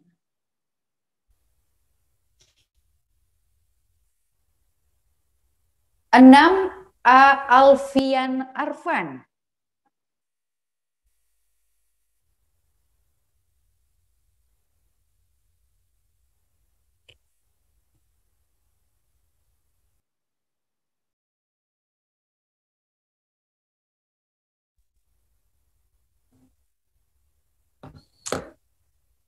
Oke, ini kayaknya semakin seru ya kuisnya.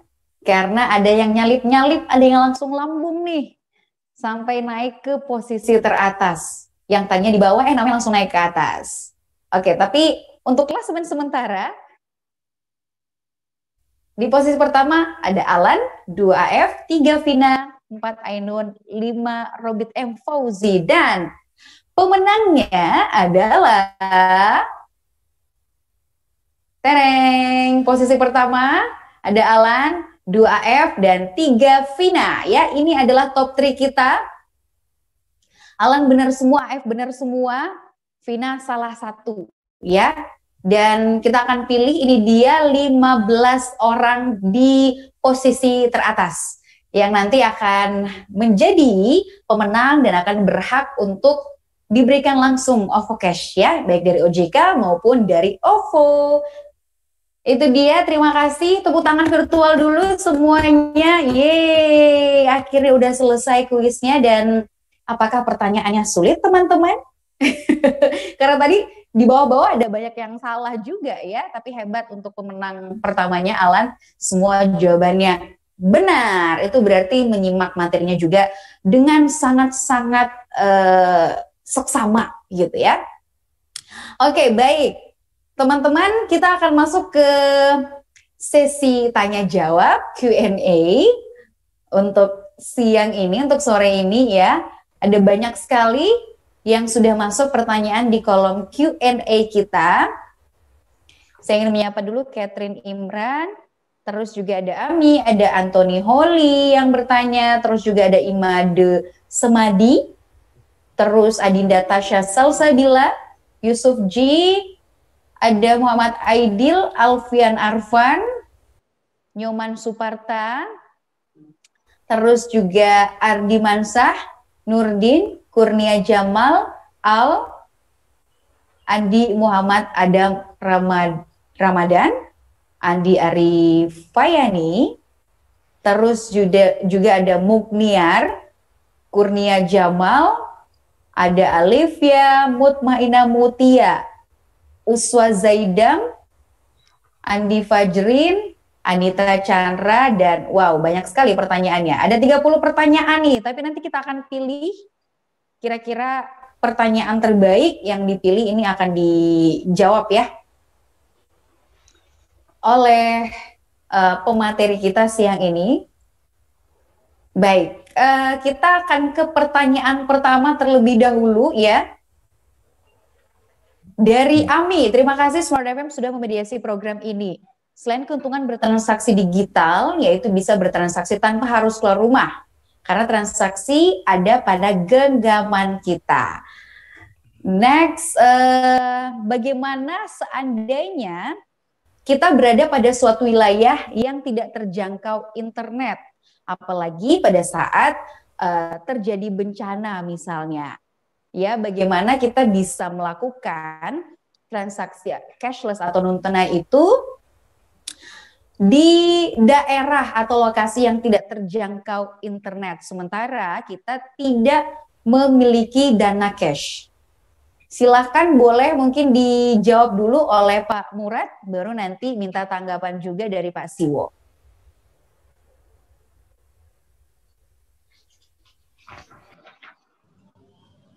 Oke, baik, makasih.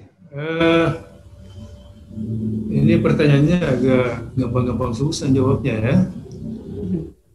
Jadi kata kuncinya berada di area remote gitu. Tidak ada jaringan, kemudian tidak ada uang gitu. Ya mudah-mudahan di sana juga nggak ada penjual, sehingga nggak usah repot mikirin kan. Karena yang namanya kita menggunakan, kalau bahasanya cashless itu berarti kan ada penggantinya. Bayar dengan mobile banking misalnya, atau bayar dengan kartu kredit, itu kan semuanya kan pakai teknologi. Sehingga apabila kita terkunci di satu daerah yang di sana tidak ada jaringan, kemudian kita juga tidak punya uang tunai, lantas bagaimana bisa melakukan transaksi yang sifatnya cashless gitu? Saya kira ini sesuatu yang sulit ya, karena kalau kita berbicara mengenai misalnya di bidang saya financial technology, tentu diperlukan jaringan itu. Nah, dia harus moving ke area yang ada jaringan. Apabila tidak ada jaringan sama sekali setelah moving, ya udah jangan transaksi dulu deh. Diam dulu sampai ada jaringan yang normal. Saya kira itu jawaban saya. Mohon maaf kalau nggak memuaskan, mungkin nanti Pak Yuswo yang bisa menuntaskan. Terima kasih. Saya ngikut Pak Murad. Baik, silakan ditangkap bolanya Pak Siwo. Nah, saya tenis nggak begitu ngerti saya.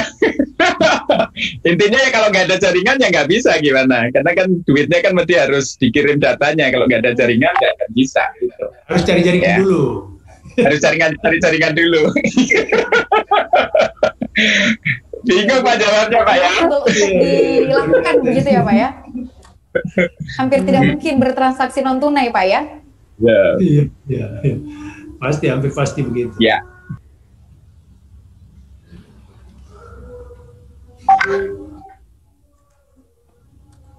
Oke, baik. Kita pindah ke pertanyaan selanjutnya yang sudah dipilih. Ini pertanyaan dari Ardi Mansah Nurdin ya.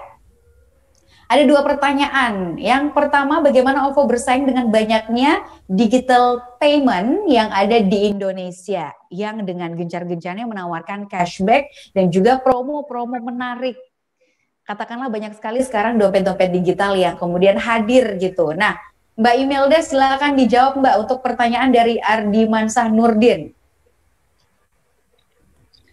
Baik, terima kasih Mbak Rifa pertanyaannya. Bagaimana OVO bersaing gitu ya. Sebenarnya kalau kita mau bersaing, kita selalu pengen memberikan produk-produk yang baru lah ya. Tapi kalau misalnya kita harus bersaing dalam hal ini, ya tidak dipungkiri saat ini banyak banget pemain-pemain digital, dompet digital yang baru tuh yang menggunakan cashback yang sangat sophisticated ya. Which is kalau kita ikutin pasti tidak akan profitable lah gitu ya buat kita juga sebagai sebuah company. Namun yang bisa kita lakukan adalah kita banyak melakukan improvement terhadap produk, terus kita juga banyak memperlebar layanan-layanan kayak misalnya sekarang yang kita akan kerjakan itu adalah pembayaran menggunakan pembayaran PLN, pembayaran BPJS, dan juga pembayaran PBB. Untuk Sulawesi Selatan sendiri saat ini kita juga sedang menjajaki untuk electronification payment, pembayaran PBB, sehingga tidak sulit lagi buat para pembayar pajak ya, untuk datang ke kantor pajak untuk ngantri. Jadi lewat OVO juga udah bisa langsung bayar. Nah itu yang sedang kita jajaki. Kemudian juga saat ini kita coba untuk berada di hampir semua lini masyarakat. Gitu. Kalau bisa sekarang kita lagi coba approach untuk datang ke pedagang pasar. Gitu. Jadi kita memang tidak akan berkiblat khusus hanya main untuk competing dengan cashback dan lain sebagainya. Tapi kita mencoba untuk memberikan benefit yang lain. Selain hanya sekedar diskon ataupun hanya sekedar cashback. Itu sih Mbak Rifa. Terima kasih banyak pertanyaannya. Oke, baik. Terima kasih untuk jawabannya juga Mbak Imelda. Sudah terjawab ya, Rimansa Nurdin. Untuk pertanyaan kedua, saya mau kasih pertanyaan ini untuk dijawab ke Pak Yuswo Hadi ya. Pertanyaan dari Arimansa, dengan banyaknya manfaat dari digital payment ini, salah satunya praktis dalam penggunaannya. Tapi sering ditemui di lapangan atau bahkan di outlet-outlet, sistemnya tidak mendukung serta bahkan SDM yang kurang memadai atau kurang paham dengan digital payment atau cashless itu ya, justru membuat proses digital payment itu sendiri jadi lama dan antriannya bahkan jadi panjang gitu Pak. Gimana Bapak? Menurut Bapak? Ya teman-teman, ketika kita ngomong digital, maka salah satu tujuan penting dari layanan digital itu adalah apa yang disebut sebagai customer experience ya. Customer experience ini untuk kita ngerti itu mesti harus ada namanya consumer journey ya. Konsumen itu dilihat ya dalam proses bayar itu step-stepnya itu seperti apa, dan setiap step itu mestinya ya yang punya layanan itu mesti harus di mapping Mbak ya. Terus nanti dari namanya touch point, dari tiap titik-titik touch point itu harus di mapping mana-mana bagian yang menyulitkan customer. Nah dalam konteks ini touch point-nya adalah justru di orangnya, bukan di alat alat pembayarannya ya, bukan di apps-nya atau bukan di handphonenya gitu ya, tapi justru di orangnya ya. Makanya yang punya layanan mesti harus touch point ini harus di-review terus dan kemudian mesti harus disempurnakan terus ya, karena pembayarannya itu canggih ya. Cardless, cashless, ya contactless, tapi kalau pas ketemu orangnya, ya jadi bikin jengkel, maka yang terbentuk customer experience totalnya itu menjadi jelek gitu, ya. Jadi kan kita bayar itu kan ada prosesnya ya, ada urut-urutannya, ya di tiap titik-titik itu namanya touch point itu mesti yang punya layanan mesti harus dilihat ya mana kendala yang muncul di tiap titik itu dan dari waktu ke waktu diimprove Mbak ya, sehingga sampai satu titik misalnya itu mesti harus diperbaiki terus gitu ya. Jadi memang tugasnya yang punya layanan itu untuk memperbaiki terus customer experience ini, sehingga goalnya yang utama customer experience itu terutama adalah convenient ya. Bahkan kalau bisa seamless ya, seamless itu artinya semua serba gampang ya. Kalau bisa nggak pakai ada orang, nggak pakai, jadi semua langsung kebayar gitu secara gampang dan mudah dan cepat gitu. Nah itu yang mesti harus diperbaiki terus sistemnya gitu Mbak. Oke, baik, terima kasih banyak Pak Siwo untuk jawabannya. Nah ini juga kita akan pindah ke pertanyaan selanjutnya yang sudah dipilih. Pertanyaan ini ke Pak Murad ya, ke OJK dari Yusuf G. Terkait fintech yang sudah dapat legalitas dari OJK nih Pak, apakah ada masa berlakunya? Terus atau kelegalitasannya itu gugur hanya jika mereka melanggar ketentuan yang diterapkan oleh OJK. Nah, kemudian apabila misal kita sudah terlanjur menggunakan jasa fintech ilegal tanpa kita tahu, apakah peminjam atau kita sendiri mendapatkan perlindungan hukum? Seperti apa itu Pak? Baik, terima kasih Pak Yusuf Gie. Ya, ada dua pertanyaan di sini. Yang pertama, apakah izinnya akan berlaku atau gugur? Kemudian yang kedua, pertanyaannya adalah apabila terlanjur berinteraksi dengan fintech ilegal. Yang pertama, izin yang diberikan oleh JK akan tetap berlaku sepanjang yang pertama fintechnya masih ada. Kemudian yang kedua, keberadaannya tetap memenuhi syarat yang ditetapkan oleh OJK. Ya, itu prinsipnya. Jadi kalau dia sudah tidak memenuhi syarat, otomatis izin dicabut. Kalau dia berhenti berusaha, mungkin karena kehabisan modal dan sebagainya, izin dikembalikan atau dicabut. Kemudian yang kedua, apabila terlanjur menggunakan fintech ilegal, dalam pengalaman saya sejauh ini dalam menangani pengaduan-pengaduan akibat berinteraksi dengan fintech ilegal yang kemudian dalam tanda kutip ngejar-ngejar si peminjam, sejauh ini kami hanya bisa memberikan himbauan kepada nasabah yang bersangkutan untuk berhati-hati ke depan. Kemudian fintech ilegalnya akan kami laporkan ke Jakarta untuk ditangani, ditindaklanjuti oleh Jakarta melalui Satgas Waspada Investasi. Mungkin seperti tadi yang sudah saya jelaskan, akan diblok, dilarang, atau barangkali bisa dikenakan hukuman oleh instansi yang berwenang. Dalam hal ini kepolisian atau Kominfo bisa menurunkan dia punya website. Saya kira itu jawaban saya sementara Pak Yusuki. Saya kembalikan kembali Pak. Oke, baik. Terima kasih banyak Pak Murad untuk jawabannya. Next kita ke pertanyaan selanjutnya ya, yang sudah dipilih tadi dari Pak Imade Sumadi ya. Data yang disampaikan oleh Pak Murad luar biasa memberikan signal positif bagi perkembangan digital di Indonesia. Kami dari sektor perbankan juga melihat peluang yang sangat besar dalam hal penerapan digital marketing. Namun dalam proses perizinannya masih sering mengalami kendala yang terkadang sangat lama. Ekspektasi masyarakat terhadap digital sangat besar. Hal ini disebabkan karena harus mendapatkan izin dari dua lembaga berkompeten, yaitu OJK dan BI, untuk mendorong percepatan transformasi digital. Adakah potensi kebijakan dari pemerintah untuk menyederhanakan proses perizinannya ini, Pak, sehingga bisa lebih cepat gitu dan bisa, namun juga mitigasi resikonya terpenuhi, Pak Murad? Ya baik. Pak Imade Sumadi ini salah satu direktur ini di Hasamitra. Pak Made, jadi begini, perizinan itu di mana-mana berfungsi sebagai alat kontrol gitu ya, alat pengendalian satu aktivitas yang akan dilakukan. Sehingga memang untuk sementara, karena ini dunia baru ya, untuk teknologi seperti penerapannya, jadi otoritas atau instansi pemerintah yang berwenang itu memberikan yang namanya sangat prudent gitu ya dalam menerbitkan izin-izin bagi pihak-pihak yang akan terlibat di dalam kegiatan tersebut. Ujungnya adalah untuk memastikan baik kesiapannya, infrastrukturnya, kemudian sustainabilitasnya. Jangan sampai begitu ada permohonan kemudian kita hanya membatasi persyaratannya lalu diberikan izin, beroperasi sebentar kemudian menghilang. Nah, ini yang kita nggak mau. Jadi sebenarnya kalau dikatakan lama, bahkan bertele-tele, ya begitulah adanya fungsi instansi yang berwenang untuk memastikan kesiapan operasional pihak yang akan diberikan izin. Terutama sekali lagi saya sampaikan faktor sustainabilitas bisnisnya.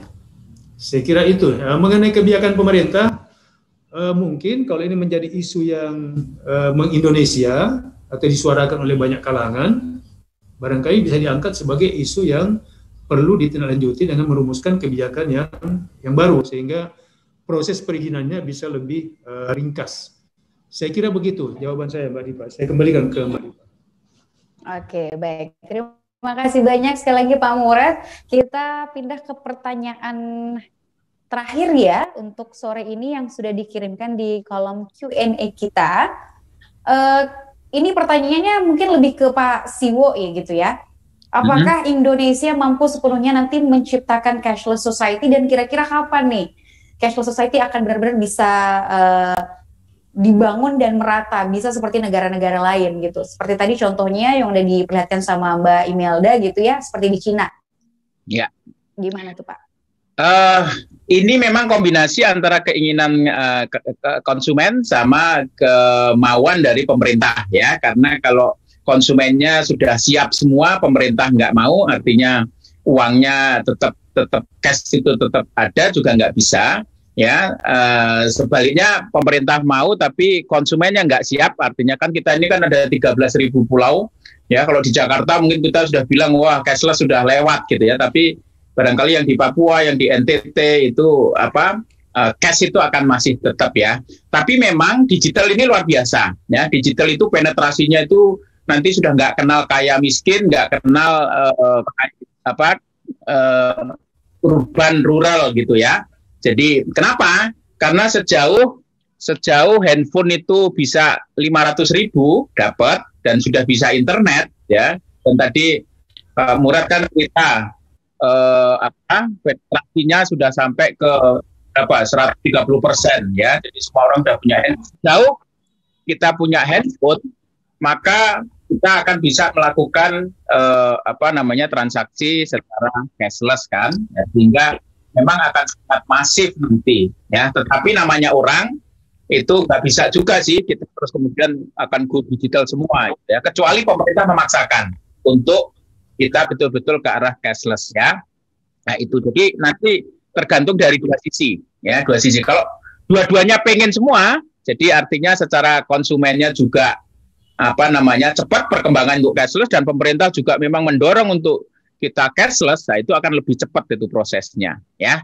Kira-kira sih begitu Mbak Rifa. Saya kira kalau sempurna cashless semua sudah nggak pakai cash itu mungkin ya masih lama ya, tetapi bahwa proses akselerasinya akan cepat sekali itu betul ya. Karena apa? Sumbernya karena adalah handphone itu semakin murah dan internet itu menjadi semakin sudah kayak listrik ya, sudah kayak air. Jadi sudah menjadi kayak utility yang menjadi kebutuhan pokok kita ya. Dan internet nanti makin gampang, makin murah dan makin gampang didapat dan kualitas networknya juga akan makin bagus sehingga transaksi secara cashless itu akan semakin mudah, gampang dan masif gitu. Ya, kira-kira gitu, Mbak. Oke, baik. Terima kasih banyak Pak Siwo untuk jawabannya. Ada satu pertanyaan lagi nih yang tadi juga saya belum sempat bacakan ya. Dari Pak Irwan di Makassar, selamat sore. Pertanyaannya, apa tujuan OJK ke depan untuk memberlakukan pembayaran non-tunai kepada masyarakat terutama yang masih awam tentang pembayaran non-tunai dan apa manfaatnya? Terus, apakah OJK ini punya tugas penting untuk melindungi uang rakyat yang ada di perbankan? Oke, baik. Jadi kalau terkait dengan pembayaran digital ini, itu sebenarnya areanya Bank Indonesia gitu ya. Tetapi nggak apa-apa, karena OJK ini menguasai bank yang notabene sistem pembayaran itu juga dilakukan oleh perbankan, maka OJK akan melakukan pengawasan untuk memastikan sistem yang ada di bank itu siap, continuity-nya terjamin, dan bisa melindungi atau mengakomodasi kebutuhan masyarakat. Itu yang terkait dengan pertanyaan yang pertama. Kemudian bagaimana dengan yang kedua tadi Mbak Rifa, saya lupa ininya. Pertanyaan keduanya ada apakah OJK ini punya peran untuk melindungi uang masyarakat di perbankan gitu? OJK sebagai lembaga yang mengatur dan menguasai bank tentu melakukan pengawasan, pemeriksaan bahwa uang-uang yang disimpan oleh masyarakat di bank itu dalam bentuk dana pihak ketiga itu, tabungan, deposito, giro dan sebagainya yang sifatnya simpanan, itu pasti akan diawasi dan dipastikan oleh OJK keamanannya. Untuk pengembaliannya apabila terjadi masalah dengan banknya, itu tentu urusannya LPS sebagai lembaga penjamin simpanan. Karena kalau kita bicara dalam masyarakat berarti kita bicara mengenai simpanan yang ada pada bank. Saya kira itu jawaban singkat saya. Terima kasih. Oke, baik. Terima kasih banyak Pak Murad untuk jawabannya. Dan terakhir saya ingin membacakan, ini bukan pertanyaan tapi masukan ya. Untuk ketiga pemateri kita sore hari ini, baik dari OJK, Pak Siwo, dan juga Mbak Imelda dari OVO ya. Untuk Pak Murad, untuk proses perizinan cardless antara BI dan OJK sebaiknya satu atap saja gitu Pak. Ini masukannya. Perlu duduk bersama, atau prosesnya cukup melalui satu sistem. Terus untuk Pak Siwo, sebaiknya pembayaran memakai QRIS ini bisa lebih dari 2 juta per transaksi. Dan pemerintah daerah mengeluarkan peraturan agar masyarakat yang belanja agar masyarakatnya belanja pakai QRIS saja. Terus buat OVO nih, masukannya buat Mbak Imelda, Payment lewat OVO harus fair katanya kalimatnya. Oke, pakai OVO diskon 30%, terus ada huruf kecil potongannya maksimal 20K. Tapi hingga saat ini OVO menjadi salah satu juga platform begitu ya yang mendukung transaksi non tunai dan mendorong juga terciptanya cashless society gitu ya. Oke, terima kasih banyak untuk semua pemateri sore hari ini. Waktunya saya pengen dengar dulu closing statement dari masing-masing narasumber kita. Boleh kami persilakan terlebih dahulu untuk Mbak Imelda, silakan Mbak. Baik, terima kasih banyak Mbak Rifa. Saya mungkin mengucapkan terima kasih banyak atas acara hari ini. Acara ini sangat bermanfaat, di mana banyak masukan juga yang saya dapat, informasi yang dapat saya terima juga dari pihak OJK, yang dimana hari ini diwakili oleh Bapak Ahmad Murad, dan juga informasi baru, salam kenal Pak Yusuf Hadi. Mudah-mudahan nanti bisa ketemu lagi sama Bapak. Thank you so much, dan semoga kita semua bisa kerjasama untuk mewujudkan masyarakat digital yang lebih baik. Terima kasih. Assalamualaikum warahmatullahi wabarakatuh. Waalaikumsalam. Baik, next Pak Siwo, silakan berikan closing statement untuk semua peserta kita sore ini. Ya, teman-teman, mungkin dari dua sisi. Yang pertama adalah dari sisi bank atau dari sisi playernya, ya, penyedia layanannya. Teman-teman, ini adalah kesempatan luar biasa karena dengan pandemi ini terjadi perubahan migrasi yang luar biasa dari fisikal ke digital ya. Dulu bank itu mengkampanye ya, terakhir saya ingat tuh 2019 ya, sebelum pandemi itu digital funding misalnya ya, sulitnya bukan main, tapi begitu ada pandemi langsung digital funding itu growing gitu ya. Jadi kita dibantu oleh pandemi untuk membawa konsumen itu dari awalnya sulit sekali pakai QR code, ya sekarang jadi begitu gampang. Ini kesempatan bagi teman-teman di sisi yang punya layanan. Kemudian kalau di sisi customer ya, inilah kesempatan karena dengan adanya cashless segala macam, maka ya tentu saja risiko ada ya, yang lama juga ada risikonya, tetapi dengan cashless ini everything becoming efficient, becoming simple ya, dan hidup kita menjadi nggak ribet gitu ya kalau kita semua dilakukan secara digital ini ya. Jadi ini kesempatan dari dua belah pihak, baik dari sisi customer maupun dari sisi penyedia layanan, dan kita selalu bersyukur lah, kan kalau orang Jawa sih ya, saya nggak tahu kalau di Makassar ya, kalau orang Jawa itu selalu untung, jadi musibah pun dibikin untung gitu ya. Makanya sekarang pandemi itu kalau kita bikin untung ya ada untungnya gitu, makanya kita gunakan flipping, sesuatu yang buruk itu menjadi sesuatu yang bagus. Kira-kira gitu Mbak. Makasih Mbak. Baik, terima kasih banyak Pak Siwo. Sukses terus ya. Salam buat teman-teman di InVenture. Terima kasih. Oke, dan terakhir silakan Pak Murad mewakili OJK. Baik, saya merangkum dua rekan-rekan pembicara yang lain, OVO dan Cashless, Pak Yuswo, bahwa saat ini dunia digital membuat kita sangat mudah mendapat pembiayaan, mudah melakukan pembayaran, serba mudah. Kecuali satu, jangan sampai terutama partisipan ini mudah tertipu. Karena semuanya mudah, akibatnya tidak memperhatikan lagi, tidak hati-hati lagi, dapat tawaran yang sangat mudah, begitu klik, kan biasanya begitu, klik aja, dana langsung terkirim. Hati-hati, jangan sampai mudah tertipu juga. Saya kira demikian, makasih banyak. Baik, terima kasih Pak Murad. Yang penting tadi seperti yang disampaikan Pak Murad, jangan mudah tertipu gitu ya. Baik, salam untuk teman-teman di OJK yang sekarang juga ada di kantor. Sukses terus ya Pak ya, sehat-sehat. Baik, makasih banyak Pak Siwo. Makasih Pak Murad. Banyak sukses. Baik Beda, makasih. Thank you. Senang bisa kenalan. Terima kasih banyak Pak. Terima kasih Pak Murad. Oke, baik. Terima kasih untuk semua narasumber ya, sukses terus, sehat-sehat, semoga kita semua terhindar dari segala macam virus-virus nakal itu ya. Baik. Nah, selanjutnya ini saat yang ditunggu-tunggu oleh para peserta, kita akan mengumumkan pemenang kuis dan juga pemenang untuk pertanyaan terbaik yang tadi salah satunya juga sudah kami bacakan ya, dan juga sudah dijawab oleh narasumber kita. Untuk 5 penanya ini akan mendapatkan hadiah apron dari OVO. Yang pertama adalah Pak Imade Sumadi, terus juga ada Kurnia Jamal, terus ada Pak Yusuf G, Ardi Mansyah Nurdin, dan juga Ami, atau yang tadi siapa namanya yang dari Kompleks Unhas ya. Selamat untuk para pemenang, untuk penanya terbaik ya, 5 penanya terbaik. Terus untuk pemenang kuis, ya. Saya mau pamit dulu ya. Ya. Oh iya Pak, terima kasih banyak Pak Siwo ya. Pak Murad, terima kasih. Baik.